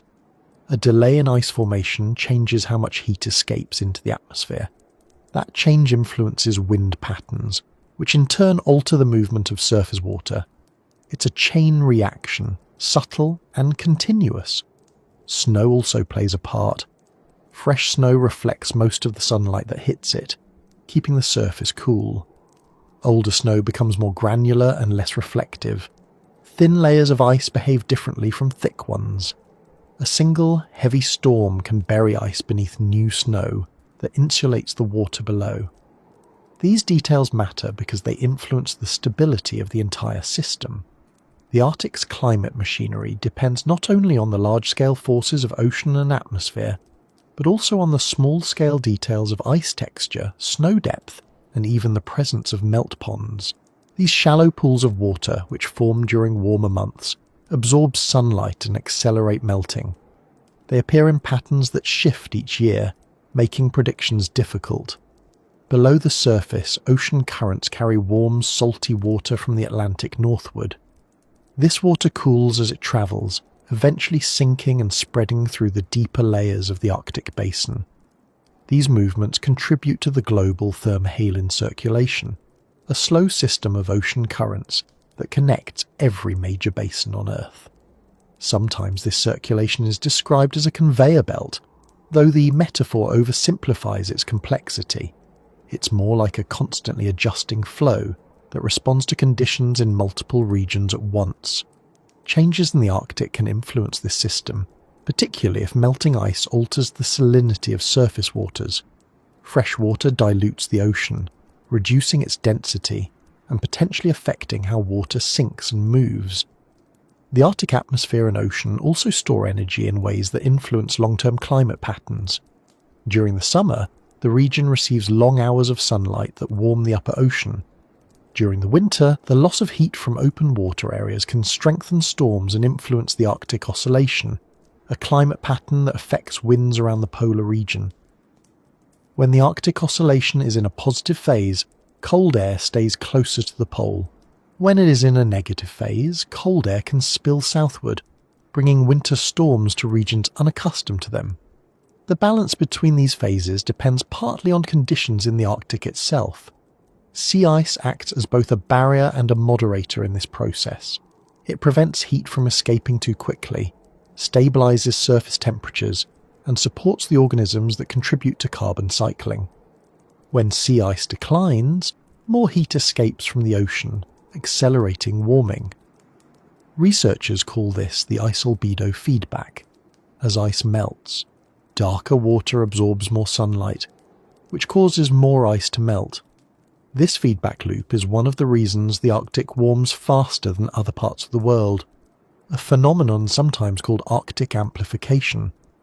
But although scientists understand many aspects of these processes, the details remain difficult to measure because the machinery operates in a region where data collection is challenging. Satellites can monitor surface conditions, but clouds and long periods of darkness limit visibility. Weather stations provide valuable information, but there are relatively few of them in the Arctic compared to other regions. Ships can gather data during certain months, but ice often restricts access. Autonomous instruments deployed underwater collect long-term records, yet many of them are eventually lost as ice shifts or as batteries drain. Each piece of data gathered helps build a clearer picture of the Arctic climate system, but gaps remain. These gaps are not due to lack of interest or effort. They exist because the region itself resists observation. Storms rise quickly, ice forms early or melts sooner than expected, batteries fail in low temperatures, instruments freeze, snow buries solar panels, and even when equipment works perfectly, retrieving it can be dangerous. One of the most informative tools in climate research is the ice core. Drilled from glaciers or ice sheets, these cores contain layers of snow that accumulated over thousands of years. Each layer records information about the atmosphere at the time it formed. By studying the chemical composition of these layers, researchers can reconstruct past temperatures, precipitation patterns, and atmospheric circulation. These records allow scientists to compare modern conditions with those of the past, providing context for recent changes. But retrieving ice cores requires access to stable ice, and stable ice is becoming harder to find. Air circulation patterns also play a crucial role. The Arctic frequently experiences temperature inversions, where a layer of warm air sits above colder air near the surface. These inversions trap heat and moisture, influencing cloud formation and precipitation. Clouds in turn play a complex role. They can warm the surface by trapping heat, or cool it by reflecting sunlight, depending on their thickness and composition.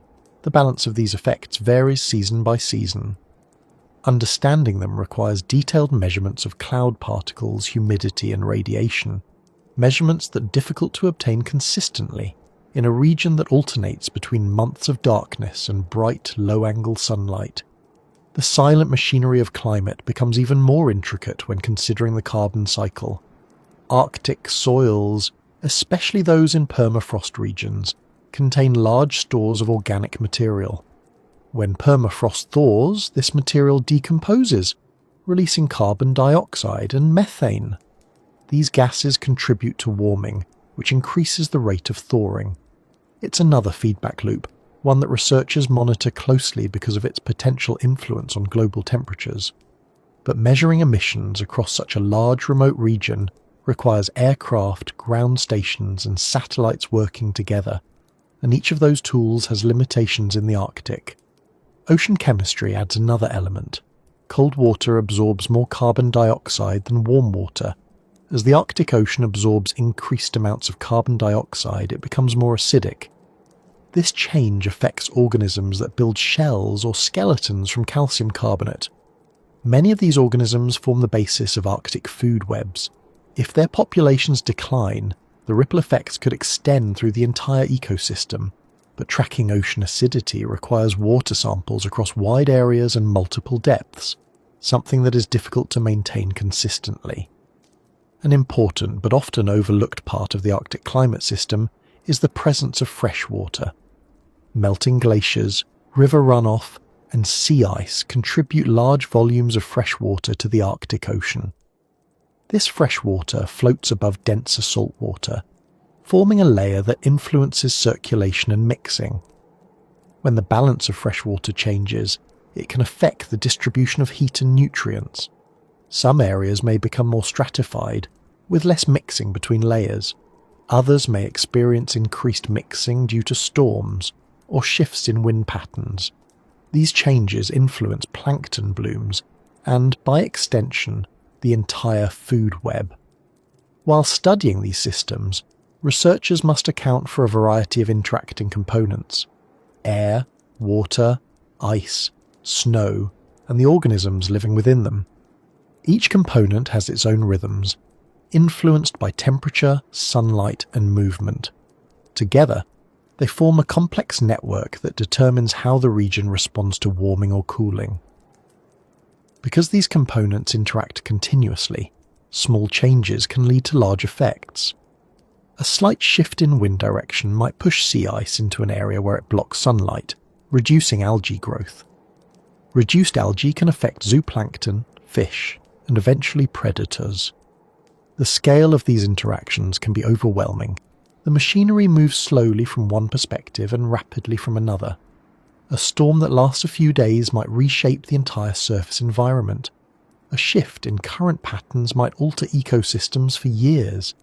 A delay in ice formation might influence global weather in ways that extend far beyond the Arctic. What makes this machinery so difficult to comprehend is that much of it happens where we cannot see it. Deep currents move quietly under the ice. Air masses shift high above the surface. Temperature gradients develop gradually. Snow layers accumulate one storm at a time, and while these processes unfold, they leave only subtle signs for researchers to detect. People often expect climate systems to reveal themselves through dramatic events. But the most significant changes in the Arctic are often those that occur slowly, through steady adjustments in temperature, salinity, or circulation. Despite the challenge of studying this silent machinery, researchers continue to collect data from every possible source. Weather balloons rise through the atmosphere, measuring humidity and temperature. Satellites track ice extent and movement. Drifting buoys monitor sea temperature and salinity. Autonomous underwater vehicles explore deep basins. Together, these tools provide pieces of a larger puzzle. Over time, patterns emerge, though they are never as clear as one might hope. The Arctic doesn't offer simple answers. It offers patterns, tendencies, and signals that must be interpreted carefully. Seasonal cycles bring their own variations. During the summer, sunlight warms the ocean surface and melts ice, exposing darker water that absorbs more heat. During the winter, ice reforms, snow collects, and the atmosphere cools. These cycles repeat, but the details change each year. Tracking these changes helps researchers understand whether certain trends are temporary variations or longer-term shifts. Many of the trends observed in recent years suggest long-term changes, including thinning ice, warming waters, and shifts in species distribution. Yet, for all the measurements and models, the Arctic still keeps much of its climate machinery hidden. Some currents remain poorly mapped, some atmospheric interactions remain uncertain, some feedback loops are understood in theory but not fully measured in practice, and each gap in our knowledge represents another reason the Arctic retains its secrets. As researchers continue to explore the region, they know that understanding the machinery of climate, especially in the Arctic, is essential for understanding the planet as a whole. The Arctic influences oceans, weather patterns, and atmospheric chemistry across continents. It shapes the seasons in ways that extend far beyond its boundaries. And while the machinery turns quietly in the dark, its effects resonate everywhere. The more time spent studying these hidden systems, the clearer it becomes that the Arctic's climate machinery is not just a collection of isolated processes. It is a network of interdependent elements, each one responding to the others in ways that shift over time. This network doesn't reveal itself easily, but every piece of data helps build a clearer understanding, even as the system continues to evolve. After spending so much time thinking about the machinery of climate moving steadily through the Arctic, it becomes almost strange to shift your attention back toward the people who once walked across this region long before modern tools existed. Yet the Arctic's history isn't only written in ice layers, ancient ocean sediments, or atmospheric patterns. It's also written in footprints that have faded, settlements that have disappeared, and remnants of human life that sit buried beneath snowdrifts, permafrost, or coastal cliffs. These traces of earlier cultures tell a story that runs alongside the natural record, even when they are hard to find, and in many places across the Arctic, the only hints that someone once lived there are small fragments left behind, often discovered only when the region shifts just enough to expose them. The Arctic has been inhabited for thousands of years by cultures who adapted to the harsh conditions in ways that modern societies still struggle to understand. Many of these groups left behind tools, dwellings, food storage pits, and other signs of daily life. But because the landscape changes constantly, especially in coastal regions or places where permafrost melts unevenly, these remnants don't always stay where they were originally placed. Some have collapsed into rivers, some have been covered by snow for centuries, others eroded into the sea long before anyone could record their existence. The combination of movement, decay, and inaccessibility makes the Arctic one of the most challenging regions for archaeology, and also one of the most intriguing. When researchers search for ancient settlements here, they rely on a combination of traditional archaeological methods and careful observation of the environment. A slight rise in the ground might indicate where a house once stood. An exposed bone could belong to a hunted animal or a domestic one. A piece of sharpened rock might be a tool, but these indicators appear sporadically. Sometimes a storm reveals them. Sometimes a melt season exposes something that has been preserved for hundreds or thousands of years. And just as often, snow covers the ground again before anyone can investigate further. Some of the earliest cultures known to have lived in the Arctic left traces that are incredibly rare to find. The people of the Dorset culture, for example, lived across vast areas of the high Arctic before the ancestors of modern Inuit arrived. Dorset sites often contain distinctive tools and carvings, but because many of their settlements were built on exposed coastal land, erosion has taken a significant toll. Sea levels rise, permafrost thaws, waves carry away soil and sediment. The remains of these communities vanish piece by piece, leaving behind only glimpses of their existence. What makes the situation even more complex is that permafrost, which historically helped preserve organic materials, is now thawing in many areas. Items that stayed frozen for centuries begin to decay once exposed to air. Wooden structures lose their shape. Textiles come apart. Bones soften. Artifacts that could have provided valuable information about past cultures degrade rapidly. Researchers must act quickly when these items appear, but reaching their location in time is often difficult. Roads are limited. Weather can delay travel. And even when a team arrives, conditions might be too unstable to conduct a proper excavation. Part of the reason ancient Arctic cultures remain so mysterious is because they lived in ways that didn't always leave behind large structures. Many groups built homes from snow, sod, driftwood, or whalebone, materials that don't survive as well as stone or brick. Over time, these structures collapse into the earth or melt away entirely. Even the traces that remain can be hard to identify without specialized knowledge. A series of depressions in the ground might mark where food caches once stood. A low ridge could be the remnants of a dwelling. Without context, these features can go unnoticed. In some regions, winds erode surface layers of soil, exposing artifacts that might otherwise remain hidden. Hunters in remote areas sometimes find items like stone blades, carved objects, or fragments of pottery. These discoveries often help researchers locate larger sites. But the unpredictability of exposure means that some of the most significant finds are made purely by chance. A warm summer can reveal a layer of permafrost that hasn't thawed in centuries. A storm can wash away a section of coastline. A shift in ice can alter river flow just enough to expose previously buried material. The Arctic also holds the remains of more recent historical events. Expeditions from Europe attempted to navigate through Arctic waters for trade routes or exploration. Some ships became trapped in ice and never returned. Their crews built temporary camps on the ice or on nearby land, leaving behind tools, clothing and journals that documented their struggles.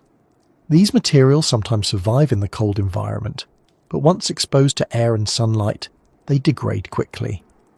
Researchers who discover such camps must work carefully to preserve what they can. Even the smallest objects, a button, a nail, a scrap of fabric, can provide valuable information about the people who once endured these conditions. The sinking of ships in Arctic waters adds another layer to the region's archaeological story. In many cases, shipwrecks remain remarkably intact because the cold slows down the processes that typically degrade wood and metal. But reaching these wrecks is extremely challenging. They may lie under thick ice that covers the water for most of the year. Even in summer, areas with heavy drift ice are inaccessible. Underwater visibility can be poor and currents can shift suddenly. Despite these obstacles, underwater archaeologists have successfully documented remarkable finds when conditions allow. Each discovery reveals details about navigation techniques, survival strategies, and the daily lives of sailors who attempted to navigate a region they barely understood. While shipwrecks attract significant attention, they represent only a small portion of the Arctic's hidden past. The everyday lives of indigenous peoples, who lived sustainably in this environment for thousands of years, are just as significant. Their stories are often recorded through oral histories rather than written texts. These histories describe migrations, hunting practices, family structures, and spiritual beliefs. They also describe changes in the environment that occurred long before scientific instruments measured them. Combined with archaeological evidence, oral histories provide a more complete understanding of how people interacted with the Arctic across generations. These stories often guide researchers to areas worth investigating. A tale passed down for centuries might mention a village that once stood near a river. The exact location might not be known, but the general area can be explored. In some cases, archaeologists find signs of settlements that align with the stories. In other cases, the region may have eroded, been covered by vegetation, or fallen into the sea. But even when the physical evidence is gone, the stories preserve details about ways of life that would otherwise be lost. The disappearance of ancient settlements is not always due to natural decay. In some regions, sea level rise over thousands of years has submerged areas once occupied by humans. These underwater archaeological sites remain largely unexplored because reaching them requires equipment capable of operating beneath ice and at great depth.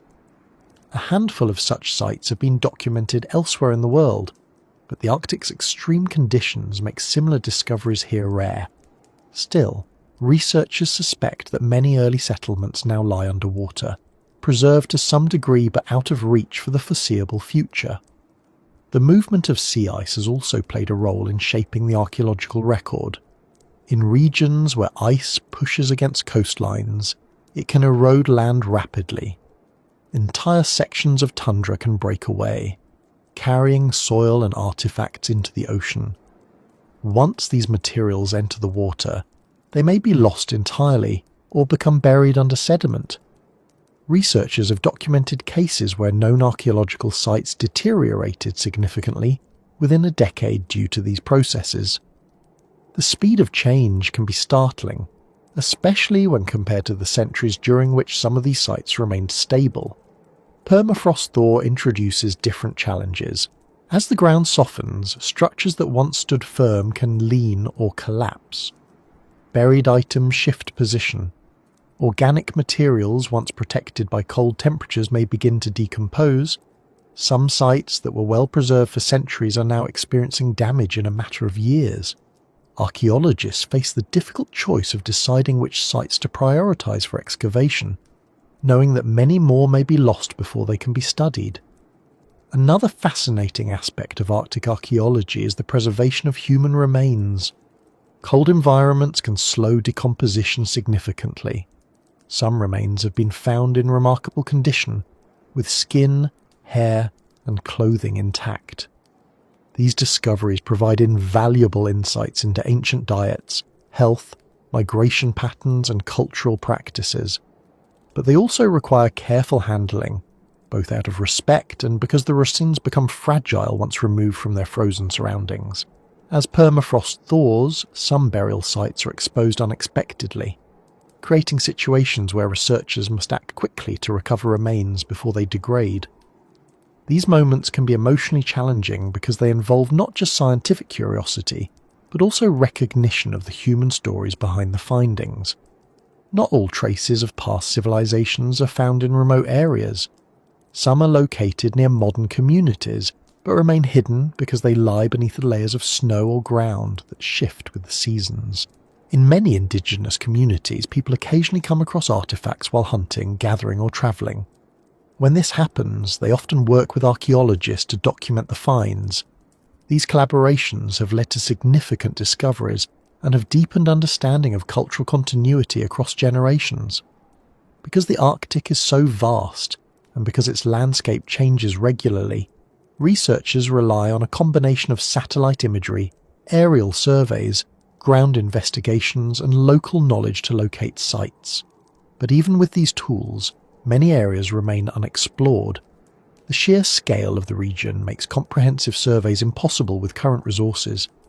As a result, numerous settlements, hunting camps, and burial sites may still lie undiscovered, concealed by snowdrifts or hidden in valleys that are rarely visited. One of the reasons the Arctic holds so many archaeological secrets is that many ancient cultures were highly mobile. They followed seasonal migrations of animals, moved in response to weather patterns, and adapted to conditions that changed year by year. Their settlements were often temporary or semi-permanent. Because of this mobility, the archaeological signature they left is subtle. A few stone tools, remnants of fire pits, scattered bones from hunted animals, these are the kinds of traces researchers look for. They require close examination and often years of experience to identify correctly. Even when a site is discovered, interpreting it can be challenging. Without written records, much of the reconstruction relies on comparing artifacts with those from other regions or cultures. A tool made from a certain type of stone might indicate trade networks. A particular pattern of cuts on animal bones might reveal hunting techniques. A collection of food remains can show dietary preferences. But the interpretations must be made carefully, acknowledging the limits of what can be concluded. Despite all of these challenges, the story of human habitation in the Arctic is rich and complex. People not only survived here, they thrived. They developed technologies that allowed them to hunt effectively, build shelters that withstood extreme cold, and navigate land and water with remarkable skill. They created art, established traditions, and formed communities that endured for generations. Their knowledge of the environment was precise and extensive. They understood animal migrations, weather patterns, and ice behavior in ways that modern science is still learning to appreciate. When researchers uncover artifacts from these ancient cultures, they often remark on the precision and craftsmanship involved. A carefully shaped bone needle, a carved wooden object, or a well-crafted harpoon head shows skill and intentionality. These objects remind us that the people who lived here were not defined by hardship alone. They were creative, resourceful, and deeply connected to their surroundings. Their knowledge shaped their lives and helped them adapt to conditions that most of us today would find overwhelming. The Arctic's hidden past isn't limited to distant eras. Even more recent periods contain stories that remain partially untold. Trading posts, whaling stations, and temporary camps built during the last few centuries have decayed or disappeared. Some structures collapsed under snow load. Others were dismantled or repurposed.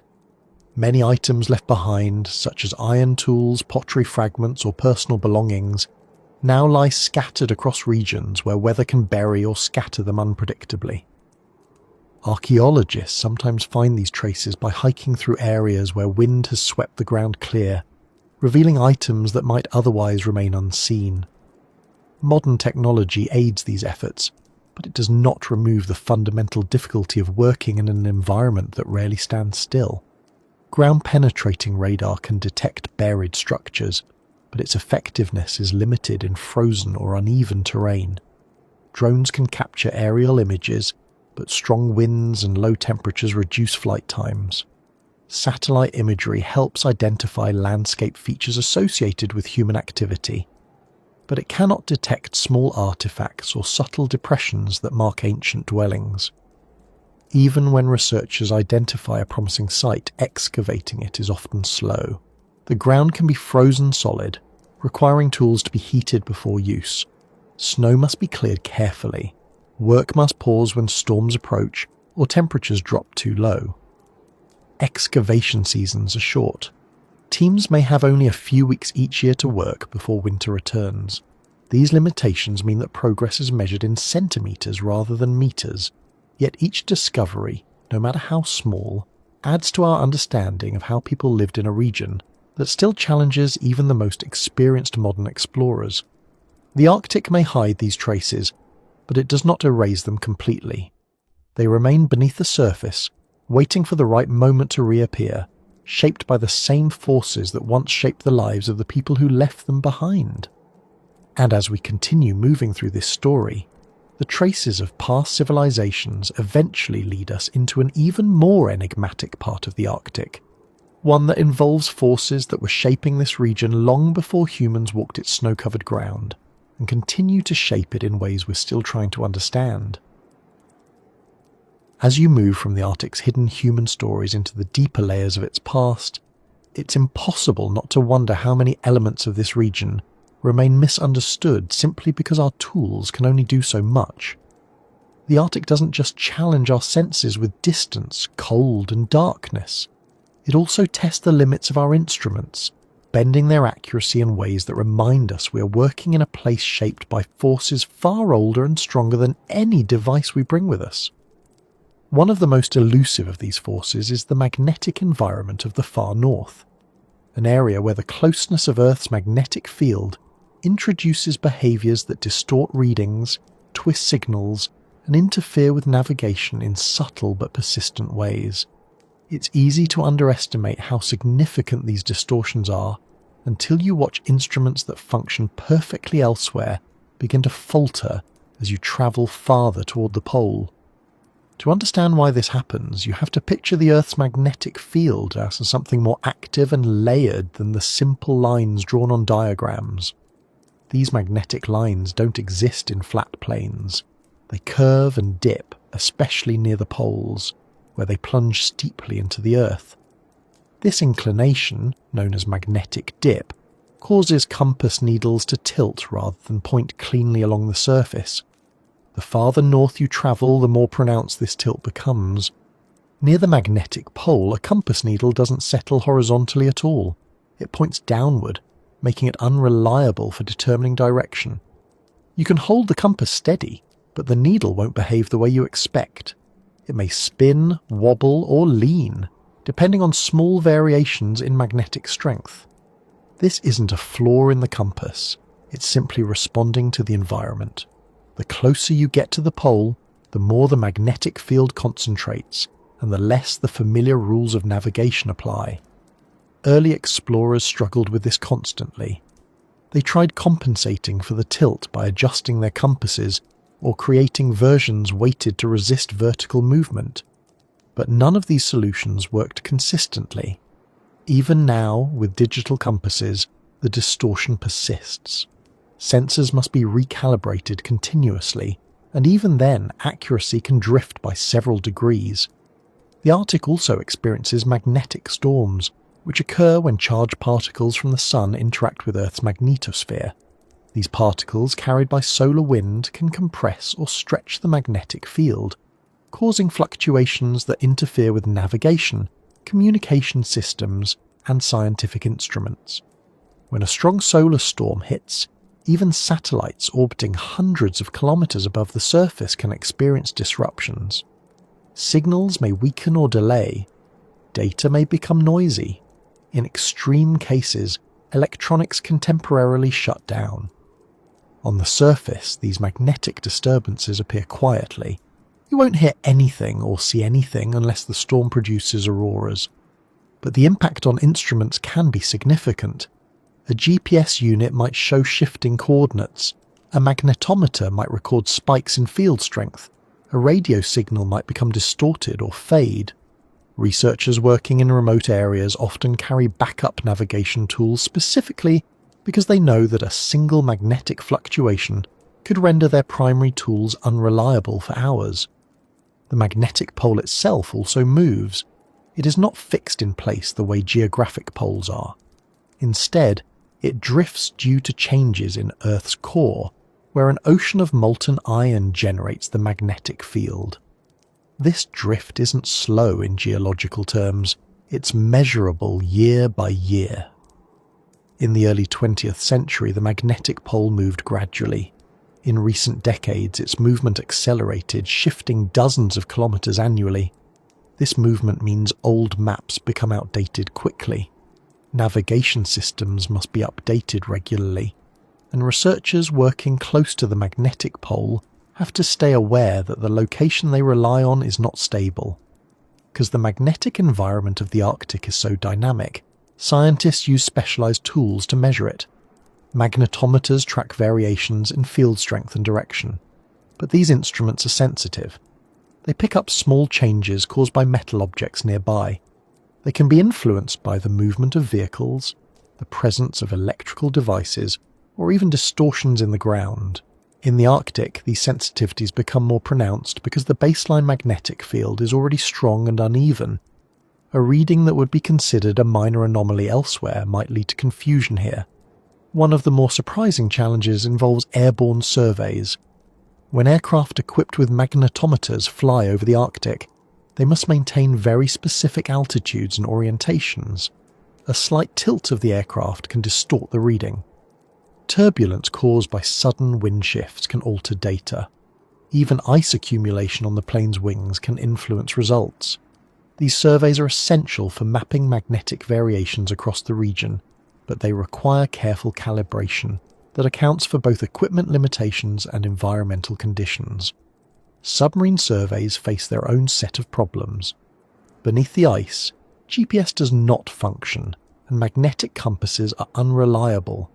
Submarines use inertial navigation systems, which track movement relative to previous positions, but these systems drift over time and must be corrected periodically. Without satellite signals to recalibrate, the margin of error increases. Submarines must occasionally rise to periscope depth, find a hole in the ice to access the sky, or use external landmarks, rare in the Arctic, to reset their position. Some of the most intriguing magnetic anomalies in the Arctic come from geological features beneath the seafloor. Large deposits of iron ore or magnetite can distort magnetic readings. When aircraft or ships pass over these areas, their instruments may register sudden changes. These anomalies can reveal important geological structures, but they also complicate navigation. A pilot expecting a steady magnetic field may suddenly see instruments shift, requiring quick adjustments to maintain course. The Arctic also contains regions where the magnetic field is weaker or stronger than expected. These variations occur because Earth's magnetic field is not perfectly symmetrical. Differences in core composition, mantle properties, and geological formations near the surface all contribute. Mapping these variations requires long-term studies because they interact with solar cycles and seasonal changes.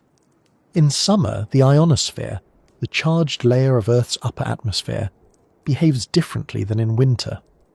These changes affect radio waves, GPS signals, and other communication technologies. Radio communication in the Arctic relies heavily on high-frequency bands that reflect off the ionosphere. But when magnetic conditions change, the ionosphere becomes unstable. Signals may reflect in unpredictable ways, creating static or echoing. In some cases, signals pass through the ionosphere instead of reflecting, leading to communication blackouts. Researchers working far from established stations must prepare for these possibilities. Satellite phones help, but even they can experience disruptions during strong magnetic storms. The behavior of the ionosphere also affects ground-based experiments. Instruments that measure atmospheric composition or temperature may encounter interference. A device that functions flawlessly elsewhere might produce inconsistent readings here. Researchers must filter out magnetic noise from their data, but doing so requires understanding the exact source and nature of the interference, a task that becomes difficult when the environment itself is part of the signal.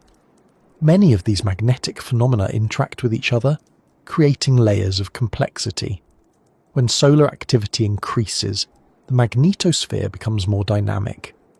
This change affects the ionosphere, which in turn influences radio communication and GPS accuracy. These effects ripple through the Arctic environment. Each fluctuation can alter conditions for field researchers, pilots, and navigators.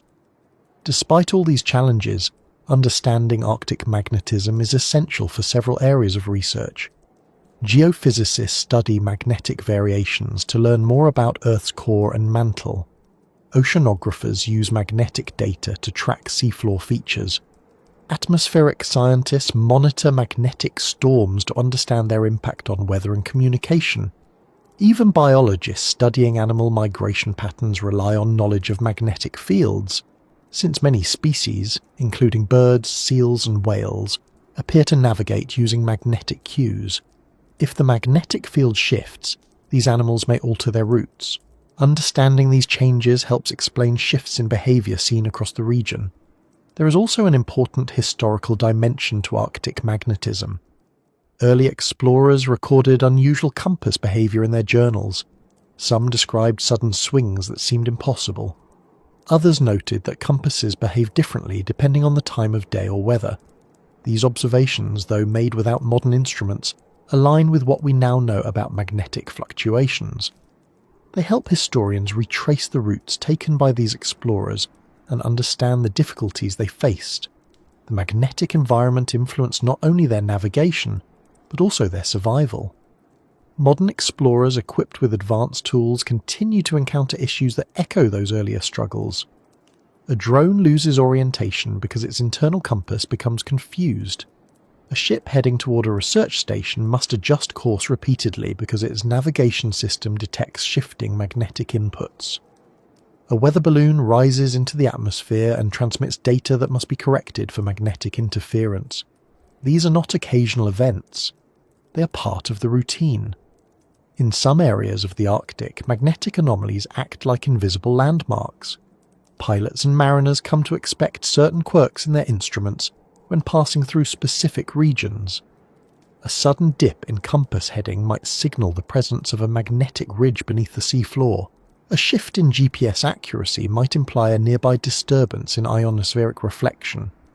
Learning to interpret these quirks becomes part of working in the Arctic, almost like learning to read currents or wind patterns. What makes these magnetic mysteries particularly compelling is how quiet they are. You can stand on the ice or ride in a ship and feel nothing unusual.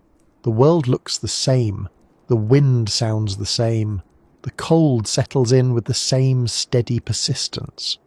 There are no obvious signs that the magnetic field above and below you is shifting, bending or fluctuating. It's only when you look at your instruments, when numbers drift, needles tilt or signals weaken, that you realise something invisible is shaping the environment. This invisibility makes the Arctic's magnetic landscape as elusive as any physical terrain. You cannot see its boundaries or contours. You cannot mark it on a map in the traditional sense. You can only detect it through measurements that require interpretation. Even then, the data is not always straightforward. Magnetic storms may introduce temporary disturbances. Local geological features may create anomalies.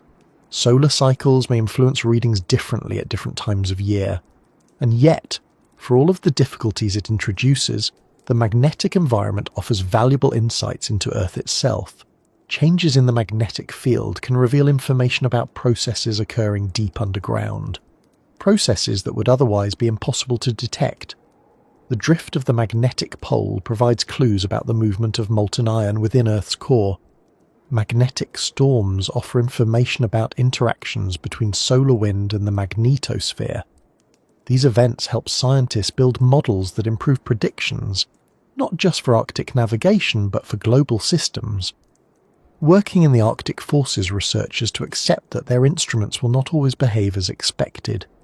It teaches them to adapt, recalibrate, cross-check, and interpret data with caution. The region challenges technology in a way few other environments do, and it reminds us that even with advanced tools, there are forces in the natural world that resist easy measurement.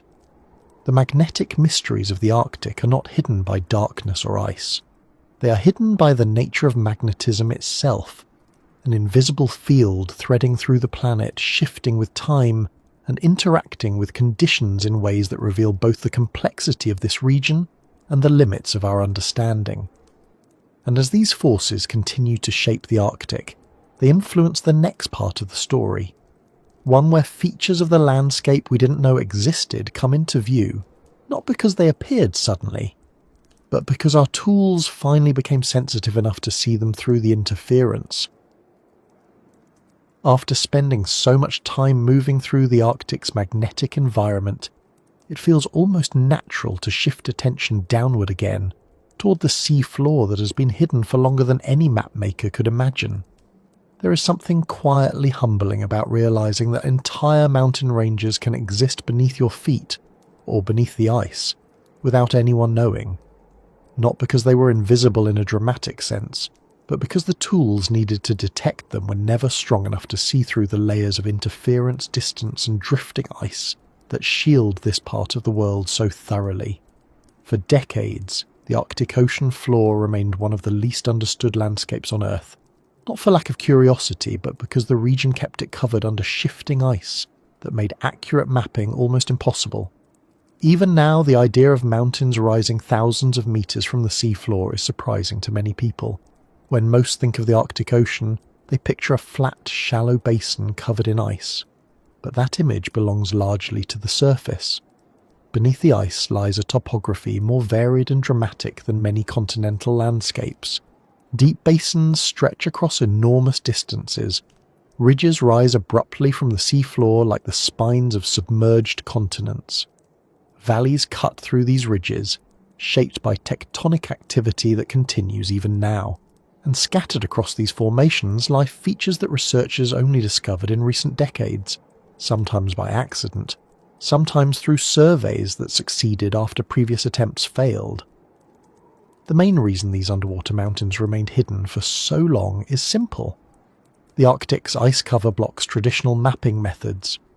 Most ocean floors are mapped using ship-based sonar, which sends sound waves downward and measures the time it takes for the echoes to return.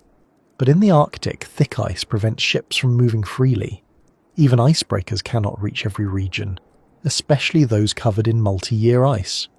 The ice also reflects and scatters sound waves unpredictably, making readings less accurate. When a ship sends sonar signals through the ice, the echoes often return distorted. Peaks appear where none exist. Sea floors appear smooth where they are rugged. Data must be filtered, corrected, and recalibrated repeatedly. And even then, gaps remain. Submarines offered a partial solution.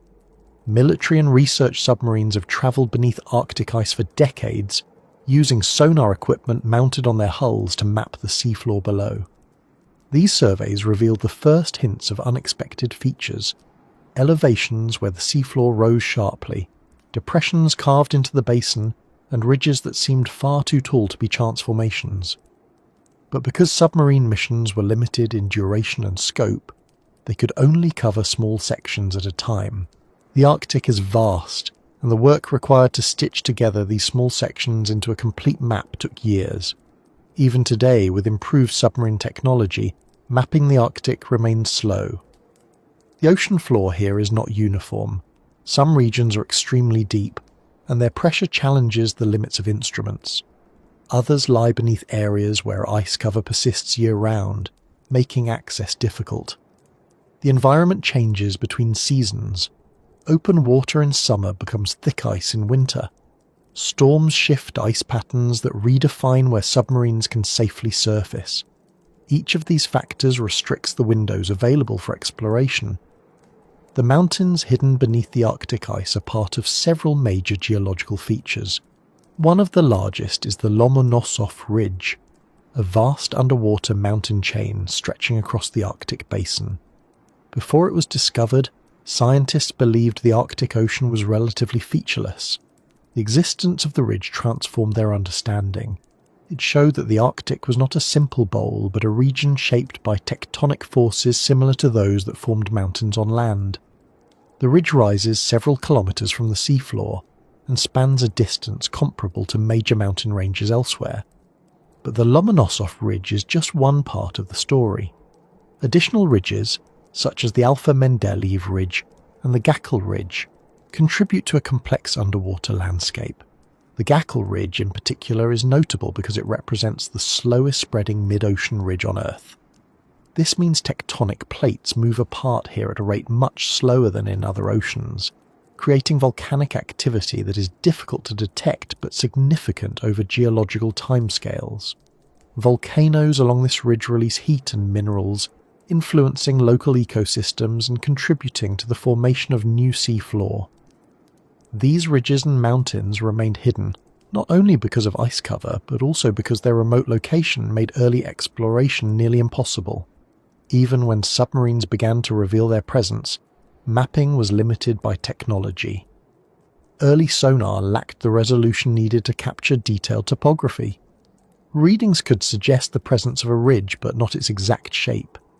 In some regions, the data was so noisy that scientists debated whether they were seeing real features or artifacts. It took decades of improved sonar, better access, and more sophisticated analysis before the true scale of these formations became clear. Part of the challenge lies in the nature of the Arctic environment. Cold water can distort sound waves. Temperature layers create variations in density that reflect sonar unevenly. Ice cover introduces echoes that must be filtered out. The combination of these factors forces researchers to use multiple methods to confirm the presence of underwater features. They rely on satellite altimetry, which measures small variations in sea surface height caused by gravity anomalies beneath the water.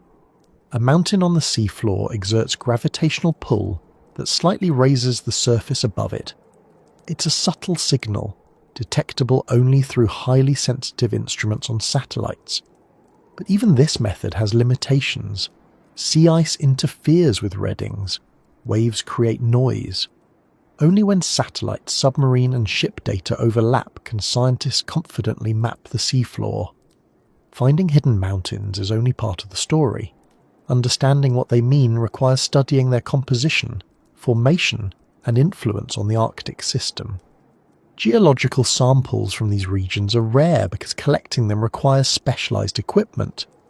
A dredge lowered from a ship can collect rocks from the seafloor, but only if the ship can get close enough to open water. Landing instruments directly on the ridge flanks is even more challenging. Submersibles capable of reaching these depths must navigate beneath ice, while avoiding pressure ridges, ice keels, and unpredictable currents. When researchers do manage to retrieve samples, they reveal information about ancient volcanic activity, mineral deposits, and the history of plate movement. Some rocks show signs of hydrothermal activity, mineral-rich hot water that seeps through seafloor fractures. Hydrothermal vents are more difficult to find in the Arctic than in other oceans, but several have been documented along the Gakkel Ridge. These vents support unique ecosystems that rely not on sunlight but on chemical energy. Microorganisms here use minerals as fuel, forming the base of food webs that include tube worms and other deep-sea creatures.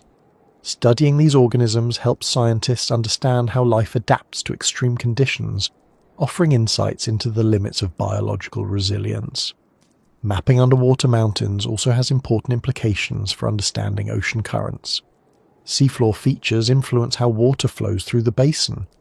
Ridges act as barriers that redirect currents. Valleys channel water in specific directions.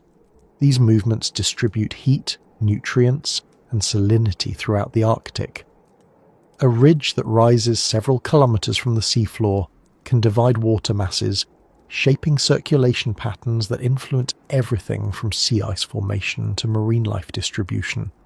One of the most intriguing aspects of these hidden mountains is how recently many of them were confirmed. Some were suspected based on early sonar readings, but not fully visualized until the late 20th or early 21st century. Others were entirely unknown until submarine missions or satellite data revealed their signatures.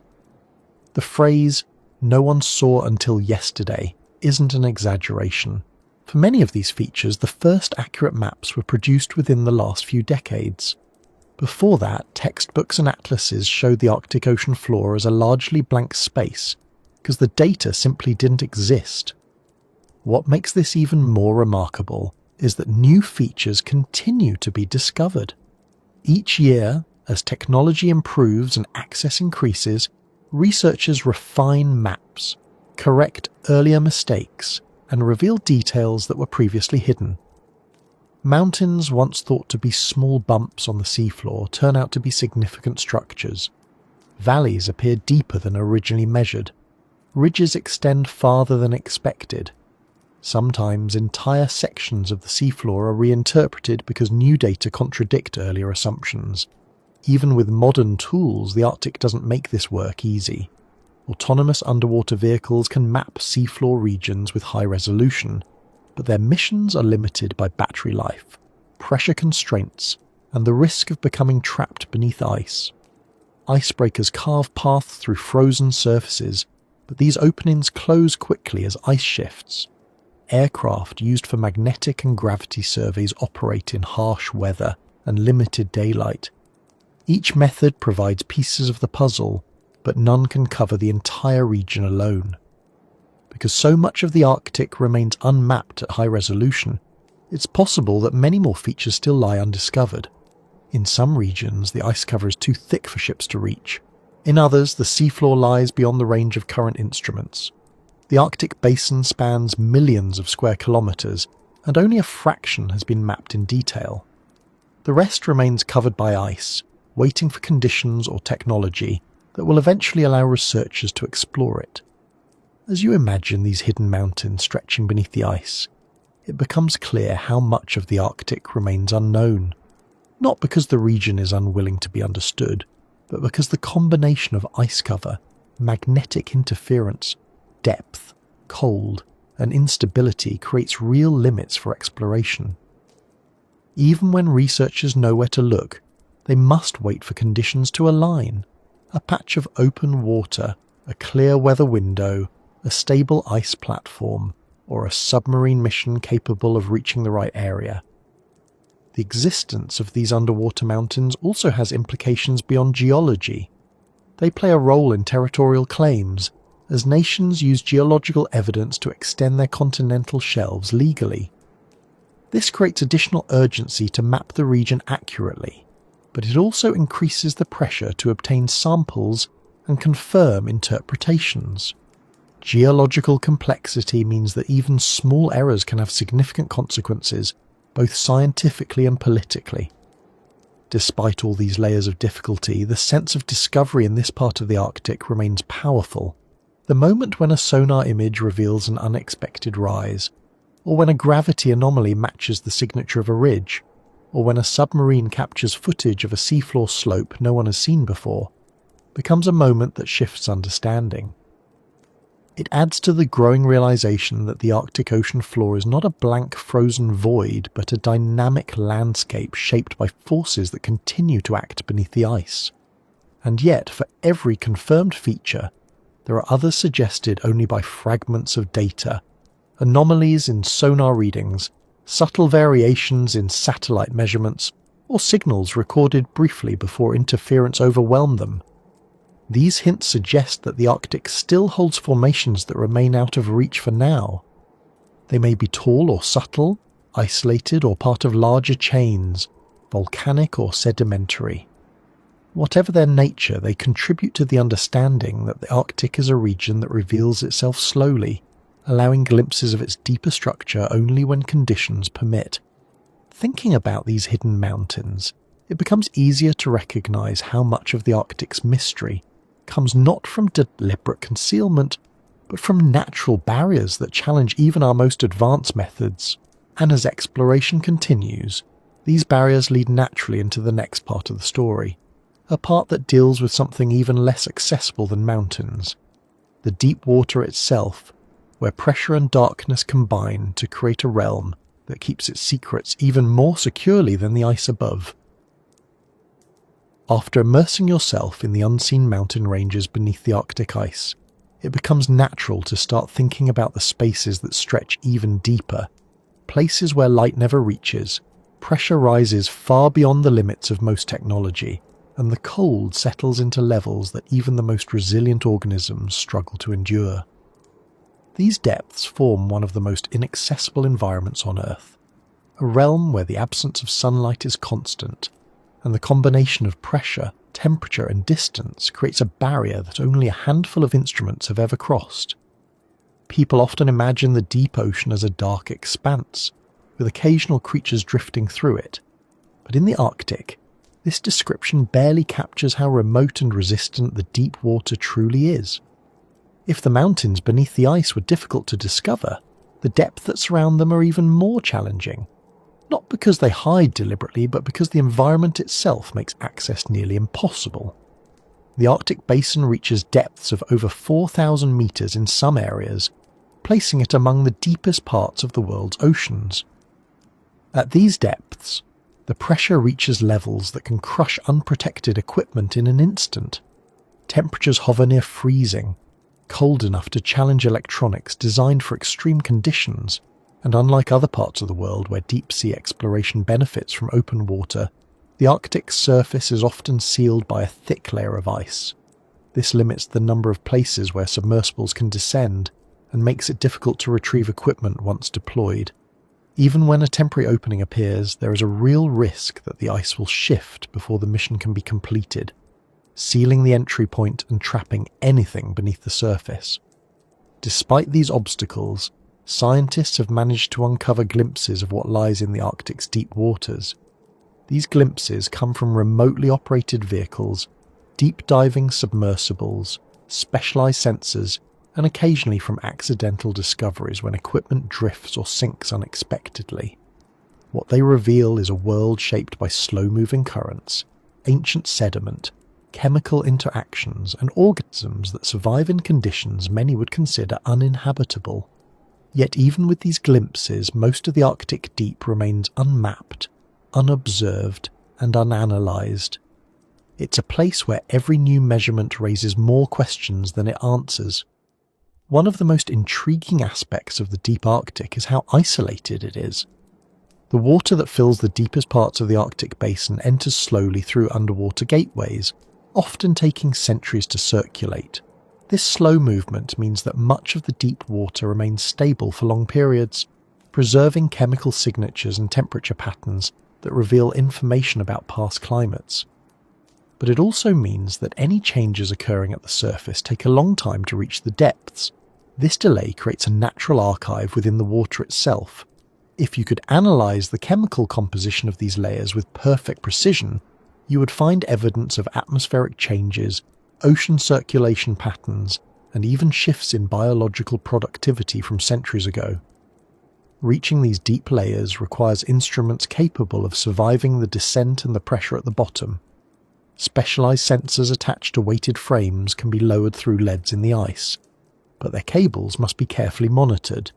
If the ice begins to close, the frame may become stuck. If the cable freezes to the surface, retrieval becomes dangerous. In some cases, researchers release free-floating instruments designed to drift with deep currents. These devices record temperature, salinity and pressure before eventually rising to the surface when their mission is complete. But in the Arctic, rising to the surface doesn't guarantee retrieval.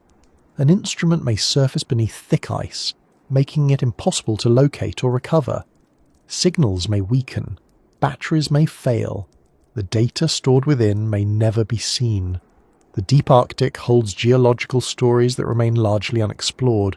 Sediments accumulate here slowly, layer by layer, forming a record of environmental conditions stretching back thousands of years. In other oceans, researchers collect sediment cores using long tubes driven into the seafloor. These cores reveal past climates, volcanic events, biological shifts, and chemical changes. But in the Arctic's deep basins, collecting such cores is difficult. Ships cannot remain stable over a single location for long. Ice drifts, currents shift, and the equipment needed to reach the seafloor must withstand both intense pressure and the risk of becoming trapped. Even when cores are collected successfully, they represent only small sections of a vast and varied seafloor. Some of the most valuable information hidden in the deep water relates to the movement of heat through the ocean. The Arctic plays a significant role in global temperature regulation, and the distribution of heat within the deep basin influences how sea ice forms and melts. Water entering the Arctic from the Atlantic brings warmth that sinks into intermediate layers, creating a distinct structure where cold, less salty water floats above warmer, saltier water. The boundary between these layers shifts depending on climate conditions. If warm water rises too high, it can melt sea ice from below. If it remains stable, the ice cover grows. This balance, however, is delicate. Changes in atmospheric conditions, such as increased wind or shifts in pressure systems, can disturb the layers. Deep storms or turbulence created by underwater ridges can mix the layers. Tracking these changes requires long-term monitoring from instruments placed at various depths, but the deeper the instrument, the harder it is to maintain.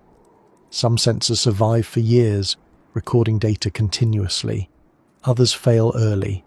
Some drift into areas where retrieval is nearly impossible. The result is a patchwork of deep water data, enough to suggest patterns, but not enough to answer all the questions researchers have. Biological life in the deep Arctic is another story that remains partially untold. Unlike the surface waters, where sunlight drives photosynthesis, the deep ocean relies on the slow descent of organic material from above. This material, often referred to as marine snow, includes dead plankton, organic particles, and the remains of organisms that drift downward. The amount of marine snow reaching the deep Arctic is small compared to other regions, making food scarce. Because of this scarcity, many deep-sea organisms move slowly, conserve energy, and have long lifespans. Some species feed on sediment deposits, others rely on chemical reactions near seafloor vents. But the diversity of life at these depths remains largely unknown because so few expeditions have reached these areas with the equipment needed to observe or sample them. When deep-sea cameras do manage to capture footage, they reveal organisms that look unlike those found in other oceans. Some appear gelatinous, drifting with currents. Others crawl slowly across the seafloor. Occasionally a fish with large eyes and a body adapted to extreme pressure passes through the frame. These observations often spark new hypotheses about how species evolve in isolation and what adaptations allow them to survive in near-freezing temperatures. But each sighting is brief. The camera may capture only a few seconds before sediment clouds the view, or the vehicle must ascend.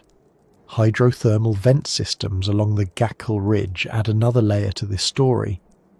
These vents release mineral-rich fluids that support chemosynthetic organisms, life forms that use chemical reactions instead of sunlight for energy. Discovering these vents in the Arctic was a significant moment because it showed that even the coldest, darkest parts of the ocean host ecosystems sustained by geological processes. Yet many of these systems have been observed only once.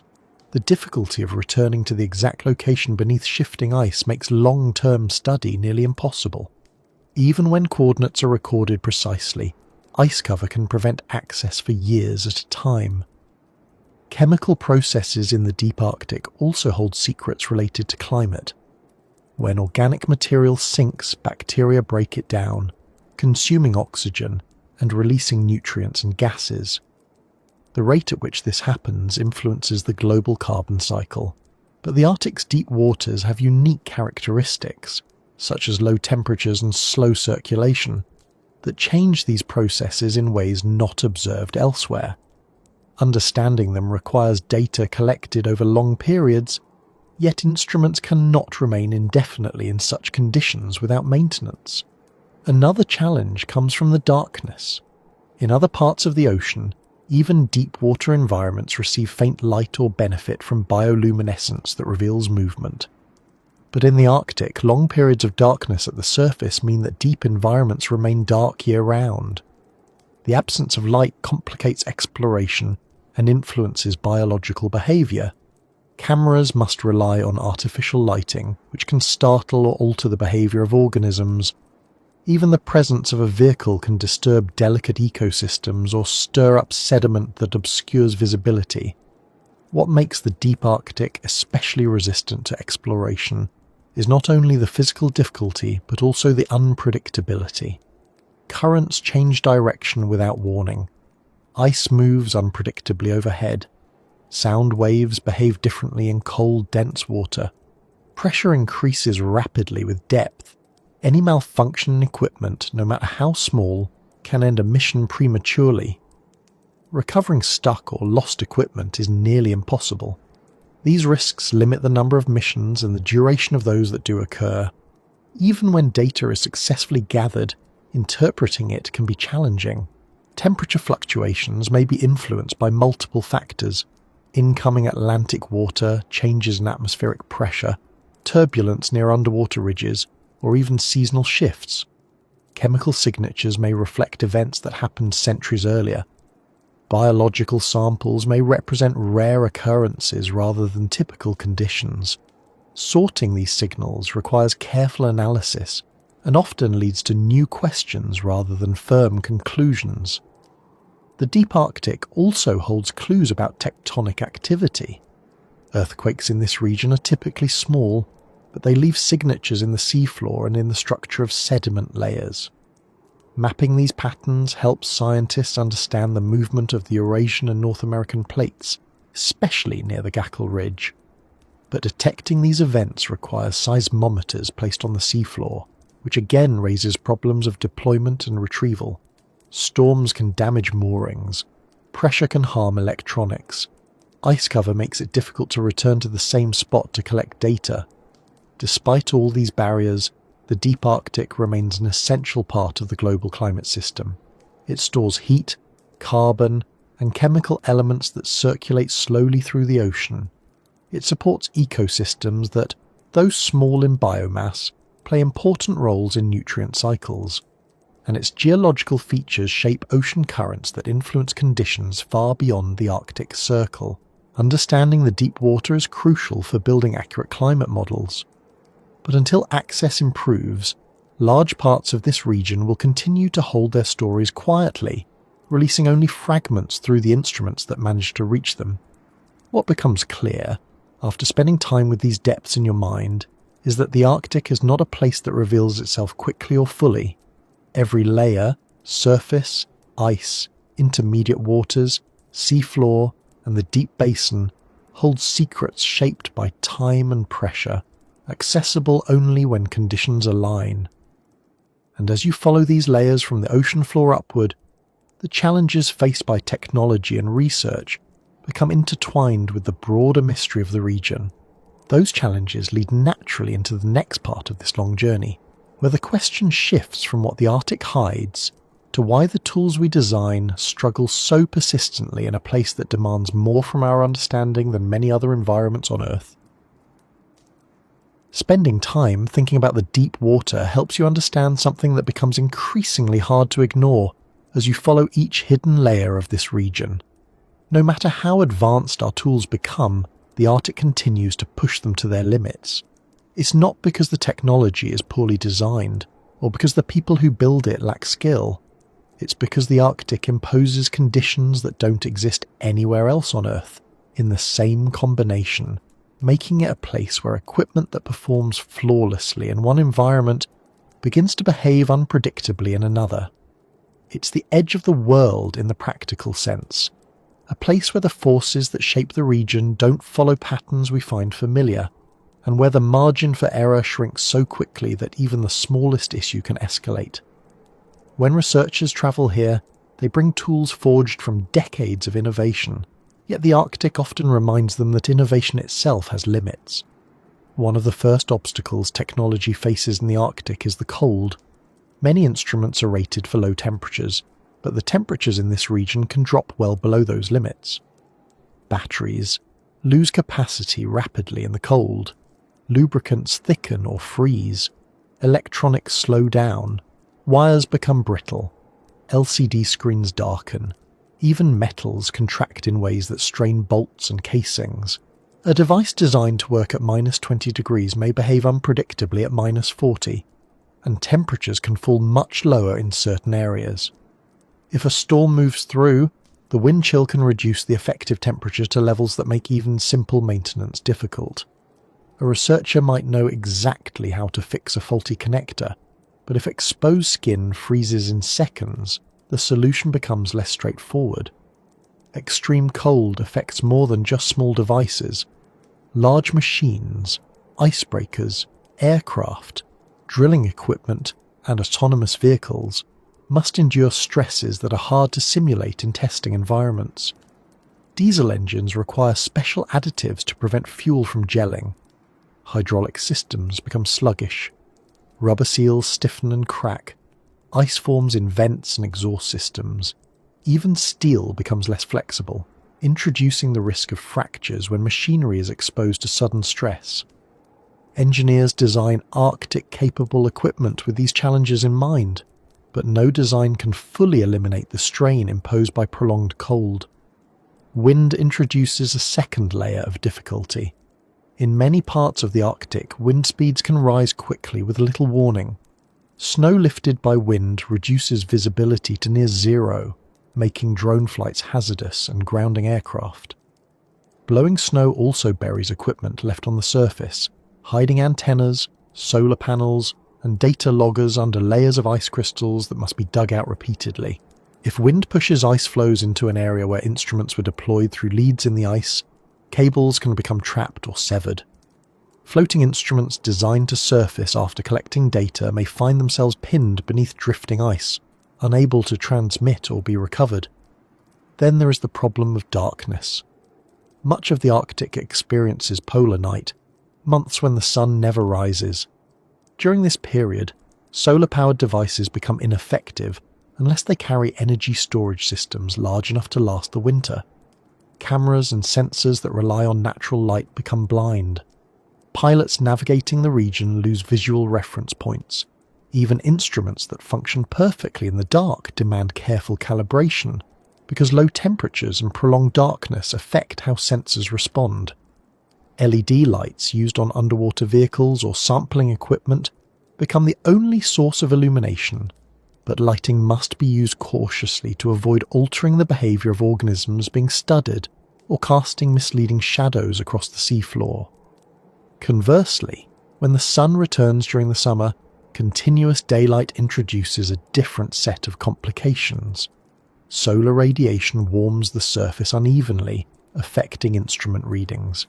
Snow melts around equipment, causing it to tilt or shift. Sensors designed to measure temperature or light must account for unusual patterns of illumination. Moreover, continuous sunlight does little to help solar panels if wind blows snow over them, or if ice crystals accumulate on their surfaces blocking the light. Maintenance teams must clear the panels frequently, but weather and access constraints often prevent timely cleaning. Another major challenge involves ice itself. Ice is not a static barrier, it moves constantly under the influence of currents and wind. This movement disrupts nearly every kind of technology used in the region. Autonomous underwater vehicles risk becoming trapped beneath ice flows. Moorings anchored to the seafloor can be dragged away when ice keels, thick underwater ridges of ice, scrape across the bottom. Surface buoys designed to float freely may be crushed if ice closes around them. Even instruments placed on stable multi-year ice can be carried hundreds of kilometers from their initial deployment site, making recovery difficult. For ships operating in the Arctic, ice is both an obstacle and a threat. Icebreakers are built with reinforced hulls, but even they must navigate carefully, avoiding pressure ridges and thick flows that could damage the vessel. Sonar systems used for navigation may become unreliable when echoes bounce off ice fragments floating beneath the surface. Mechanical stress accumulates each time the ship pushes through dense ice. Vibrations travel through the hull. Propellers encounter resistance that strains their blades. As the voyage continues, small issues can grow into larger problems. Communications technology encounters its own difficulties here. Satellites that provide coverage for most of the world operate at latitudes that do not extend reliably over the poles. Signals weaken near the horizon. Bandwidth decreases. In some areas, communication windows occur only when satellites pass low across the sky at specific times of day. Equipment used for high-frequency radio communication depends on ionospheric conditions that vary dramatically with magnetic activity. When solar storms strike, signals may scatter or fade completely. Researchers working in remote camps must often rely on a mixture of communication methods, satellite phones, radios, and shortwave channels, hoping that at least one will function reliably on any given day. Navigation systems face similar issues. GPS signals weaken near the poles because satellites orbit lower on the horizon. Increasing the distance signals must travel through the atmosphere. As the signals pass through layers of varying density, they bend slightly, creating small but significant errors in position. In a place where there are no roads, no landmarks, and no reliable points of orientation, even a small error of a few meters can cause significant problems. Instruments used to correct GPS drift depend on magnetic readings, but as you move closer to the magnetic pole, those readings become unstable. A compass needle may tilt, spin, or fail to settle. Electronic compasses suffer the same fate. Inertial navigation systems help fill the gaps, but they drift over time and require periodic calibration that is difficult to perform when the nearest open sky might lie hundreds of kilometers away. Underwater equipment faces its own set of constraints. Pressure increases rapidly with depth, requiring submersibles and sensors to be housed in pressure-resistant casings that are both expensive and delicate.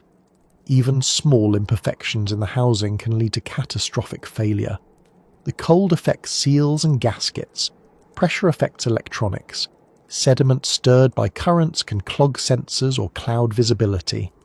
Autonomous vehicles must navigate without reliable sonar or GPS, relying on inertial systems that must cope with magnetic disruption and uncertain currents.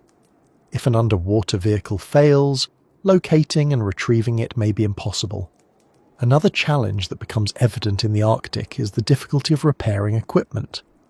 In more temperate environments, researchers can stop, perform maintenance, replace components, or adjust settings as needed. In the Arctic, the environment rarely allows such flexibility. A storm may prevent access to an instrument for weeks. A camera buried beneath snow cannot be dug out if the snow is solidified into ice. A buoy frozen into a floe cannot be removed without risking damage to the device. Even simple repairs, tightening bolts, replacing batteries, clearing lenses, become complex tasks that require planning, tools, and suitable weather. Because the Arctic is remote, supply chains are limited.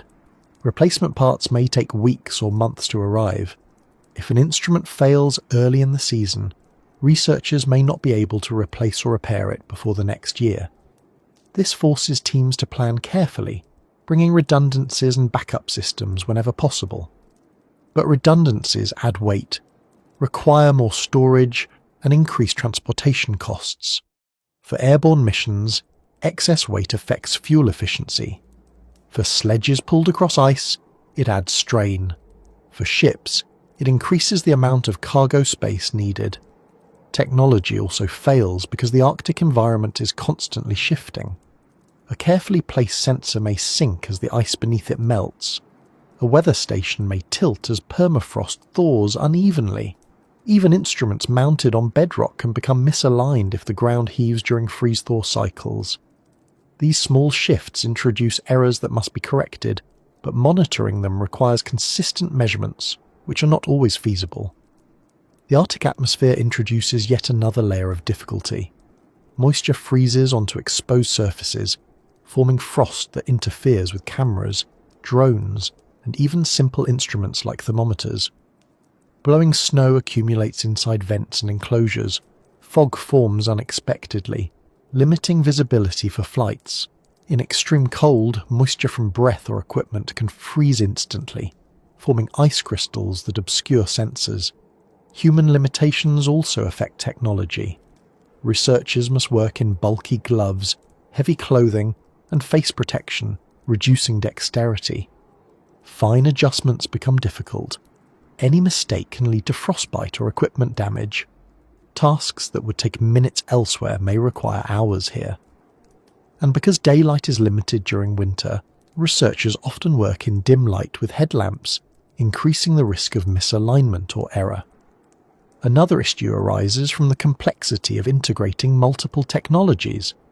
In the Arctic, instruments often must work together. A camera with a temperature sensor, a drone with a magnetometer, an underwater vehicle with a sonar array. When one part of the system fails, it affects the others. Cold temperatures can cause communication delays between components. Batteries that power one device may drain faster than expected, affecting the entire system. Troubleshooting in these conditions requires patience, but time is usually limited by weather windows.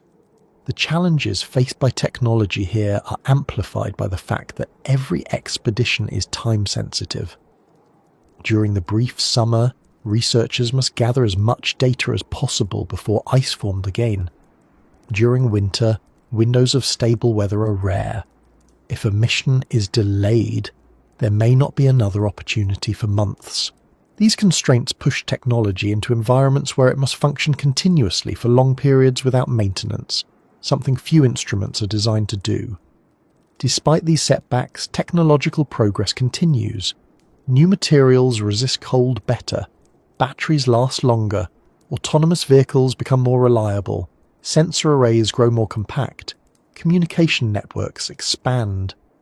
Yet each advancement reveals new challenges as the Arctic continues to push back in ways that highlight gaps in understanding. The region remains a proving ground for innovation, a place where tools are tested under conditions that exaggerate every weakness and reward only the most robust designs. Even with these improvements, the Arctic holds on to its secrets. Our tools fail not because they are inadequate, but because the environment demands a level of adaptability that remains beyond current engineering. And as you follow these struggles across ice, water and sky, it becomes clear that the Arctic's resistance isn't a barrier to progress, but part of the story itself, leading you toward a final realization about what this region teaches us, something that extends beyond technology, beyond exploration, and into the deeper question of what the Arctic reveals about the limits of human readiness. After spending so much time following the Arctic through its hidden depths, its drifting ice, its deep water, its magnetic distortions, its shifting sea floor, and the ways it constantly unsettles our tools, you eventually begin to notice something that sits beneath all of it. None of these layers exist in isolation. None of them act independently. Every part of the Arctic, whether it is visible, buried, or steeped in darkness, has a way of pointing back toward something larger, something that isn't found in a single measurement or a set of graphs, but in the way the region responds to us when we try to understand it. The Arctic does not hold its mysteries out of secrecy. It holds them because many of the conditions it contains stretch beyond the systems humans are accustomed to working within. And the more time you spend tracing these threads, the more it becomes clear that some of the Arctic's greatest lessons are not about the region itself, but about the assumptions we bring with us when we study it. A good place to see this is in the way the Arctic refuses to allow certainty. Everywhere else on Earth, we expect that with enough measurements, enough tools and enough effort, we can build a picture that explains how a place works. But in the Arctic, explanations always feel temporary. A model designed to predict ice formation may work one season and fail the next. A theory about deep-water circulation may hold for a decade and then fall out of alignment when a shift in current patterns changes the entire structure. Even the most carefully calibrated instruments sometimes disagree with one another. It's not because they are inaccurate, but because the region they are measuring evolves faster or more subtly than the equipment can track. This constant adjustment forces a kind of humility. For every successful expedition, there are days when ice closes unexpectedly, when instruments freeze, when storms interrupt the work, or when months of planning collapse because the environment changes faster than anticipated. The Arctic teaches patience, not by offering slow results, but by showing that rushing is impossible here.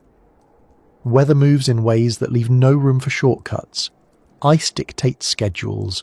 darkness limits activity, even daylight, when it returns, arrives at angles that change how instruments behave. Trying to force the Arctic into a timetable rarely works. Instead, researchers learn to wait, adapt, and allow the environment to set the pace. Another lesson comes from the way the Arctic blends extremes. In most places, you can separate processes into categories: atmospheric, geological, biological, oceanographic. In the Arctic, these categories overlap constantly. A change in wind direction affects the shape of ice. A shift in ice affects the availability of light under the surface. Light availability influences algae growth. Algae influence zooplankton. Zooplankton affect fish. Fish affect predators. The predators influence nutrient distribution, which can alter local ocean chemistry. Chemistry affects freezing rates, which influence ice structure. Around and around it goes, not as a simple chain, but as a network of connections that shift depending on the season, the year, the larger climate, and even the time of day. This interconnectedness reveals that the Arctic is not a region that can be understood simply through isolated measurements. It requires an approach shaped by relationships between water layers, between ecosystems, between geological structures, between the atmosphere and the ocean. And because these relationships are influenced by variables that change constantly, the Arctic becomes a place where certainty is always accompanied by hesitation. Every conclusion requires a footnote. Every answer carries an implied continuation. That continuation is not a limitation of science, but a recognition that the Arctic's complexity mirrors something deeper about the world we live in.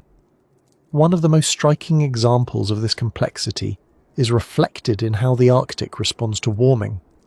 Many people imagine climate change as a steady increase in temperature, but in the Arctic, warming is not a simple trend. It accelerates in some areas and slows in others. It affects ice thickness differently than ice extent. It alters precipitation patterns unpredictably. It changes the timing of freeze-up and break-up. It affects migration routes, breeding cycles, and feeding patterns across numerous species. Some responses occur quickly, others unfold over decades, and each response triggers additional changes that ripple through the region. Take sea ice as an example. When the ice thins, more sunlight reaches the ocean, warming the surface. Warmer water reduces ice formation, allowing larger patches of open water to appear.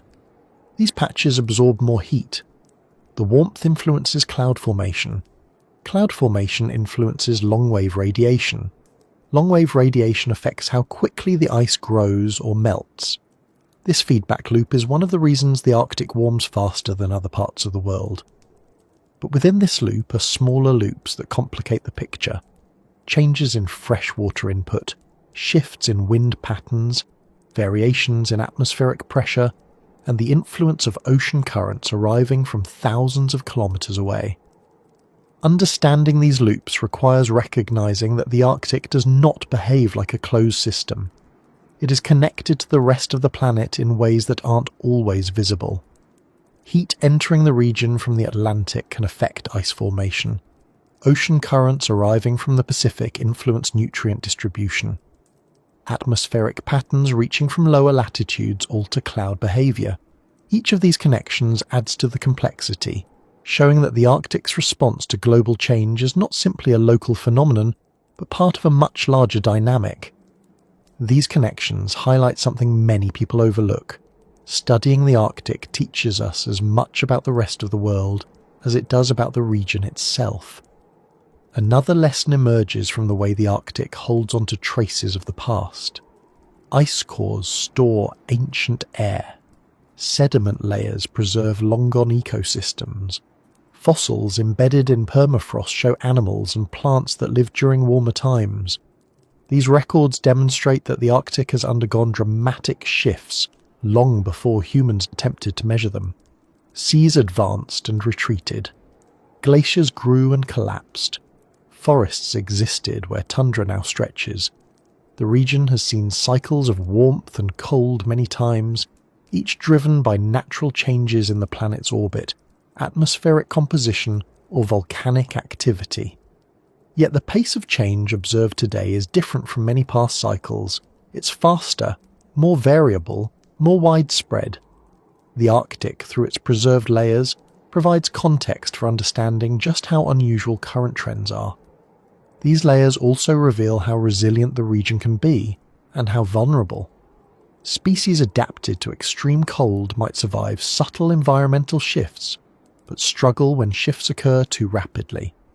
Ice-dependent organisms can thrive in stable ice conditions yet face difficulty when freeze-up becomes inconsistent. Even deep-water species seemingly isolated from changes happening at the surface eventually feel the effects when heat or salinity shifts reach their depths. This complexity further emphasizes that the Arctic's lessons are not limited to environmental science. They extend into questions of resilience, adaptation, and the limits of survival, whether biological or technological. Then there's the unpredictability of discovery. Many of the Arctic's features, hidden mountains, deep water ecosystems, ancient civilizations, magnetic anomalies, remained unknown for much of human history. They weren't found through deliberate hunts for secrets. They were discovered because tools improved, expeditions reached new areas, or conditions allowed access at the right moment. These discoveries remind us that our understanding of the world is always incomplete. No matter how much data we gather, there will always be more to find, more to map, more to observe. The Arctic teaches that discovery is not a straightforward path. It's a process shaped by chance, persistence, and timing. The region also challenges the belief that technology always leads to clarity. In many parts of the world, advanced tools reveal details that were previously invisible. But in the Arctic, technology often encounters limitations that are as revealing as the data itself. When instruments fail, we learn about the conditions they cannot withstand. When signals distort, we learn about the magnetic landscape shaping those distortions. When sensors drift, we learn about currents that move unpredictably. Each failure is a piece of information, pointing toward aspects of the environment that remain outside our grasp. This idea, that failure contains knowledge, is one of the Arctic's quietest lessons. In a region where controlled conditions rarely exist, where variables shift constantly, and where access is limited, failure becomes a natural part of exploration. Equipment breaks, data gaps appear, plans change, yet each obstacle leaves behind traces that help refine future attempts. The Arctic teaches persistence not through reward but through resistance. It asks researchers to continue despite uncertainty, despite risk, despite the likelihood that any given mission might yield only a fraction of the intended results. The region also teaches something about scale. The Arctic is vast beyond what most people imagine. Its distances are large, its depths are extreme. The height of submerged mountains rivals continental ranges. Ice sheets stretch farther than some countries. Storm systems span hundreds of kilometers. Even the smallest features, pockets of fresh water trapped beneath ice, brine channels, networks, or minor ridges on the seafloor, exist within a system that dwarfs human perception. Working within this scale requires constant recalibration of expectations. What we call progress in the Arctic often amounts to gathering one or two pieces of information within a landscape that still contains thousands of unanswered questions. Another lesson comes from silence. The Arctic is often described as quiet, but the silence here is not empty. It's a kind of quiet that comes from distance, cold, and the soft movements of ice. It's a quiet that reveals details many people overlook. When instruments record small vibrations beneath the ice, or when a microphone captures faint creaks from shifting flows, it becomes obvious that silence is not the absence of sound, but the presence of subtle signals that become clear only when louder noise fades away. This teaches patience in observation, waiting long enough to notice the small variations that carry meaning. The Arctic also brings attention to limits, not just technological limits, but cognitive ones. Humans naturally try to fit new information into familiar frameworks. We look for patterns that match our expectations. But in the Arctic, familiar patterns often fall short. Processes behave differently. Systems respond in ways that contradict intuition. Conditions shift too rapidly for assumptions to hold. Studying the region requires letting go of preconceived ideas, accepting that the environment may not align with mental models, and allowing new frameworks to emerge slowly from the evidence. This willingness to accept uncertainty is one of the Arctic's deeper lessons. In many areas of science, uncertainty is viewed as a problem to be solved. In the Arctic, uncertainty is woven into the environment itself. It cannot be erased, only understood. Recognizing this helps researchers approach their work with flexibility, adjusting methods as conditions evolve and accepting that no single model can capture every facet of the region. This acceptance becomes a kind of readiness, not readiness in the sense of certainty, but readiness in the sense of openness to what the environment presents. The Arctic also reveals the importance of timescales. Some processes unfold over minutes, wind shifts, drifting ice, sudden cracks forming on the surface. Others occur over hours or days. Still, others take months, years, or centuries.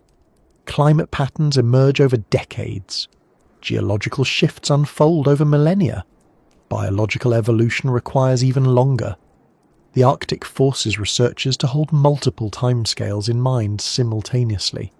A single observation may relate to a momentary event, a seasonal cycle, or a long-term trend. Understanding which timescale applies requires careful interpretation and continuous monitoring.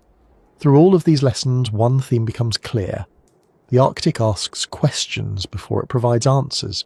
It prompts consideration of how systems interact, how environments respond to change, and how limits, whether physical, technological, or conceptual, shape understanding. The region reveals that knowledge is not simply a collection of facts, but an evolving process that depends on context, patience, and flexibility. And perhaps the lesson that lingers most strongly is the way the Arctic mirrors the broader uncertainty of the future. In many ways, the region offers a preview of conditions that may become more common elsewhere.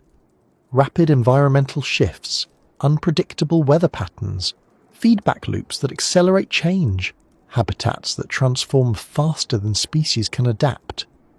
Understanding the Arctic becomes a way of understanding the trajectory of global change, not because the Arctic leads or follows, but because it responds visibly. Its responses are not obscured by dense forests, urban environments, or complex terrain. The Arctic lays its changes out plainly once they reach a measurable threshold. The stories the Arctic teaches are not always comfortable. They reveal limits to control, limits to prediction, and limits to resilience. They show that environments can shift faster than expected, and that technology cannot always keep pace. They remind us that knowledge itself has boundaries, not because curiosity is lacking, but because the world contains complexities that require time to unravel. These lessons are not warnings, but reminders that readiness is not just about preparation. It's about recognizing when assumptions need to be adjusted, when tools need to be redesigned, and when expectations must adapt to the evidence. And as this long exploration continues, the Arctic remains what it has always been, a region that resists simplification, reveals itself in fragments, and offers lessons that unfold slowly. It's a place that teaches not through certainty, but through persistence, not through clarity, but through depth, and not through completion, but through the ongoing process of paying attention to a world that is still revealing itself.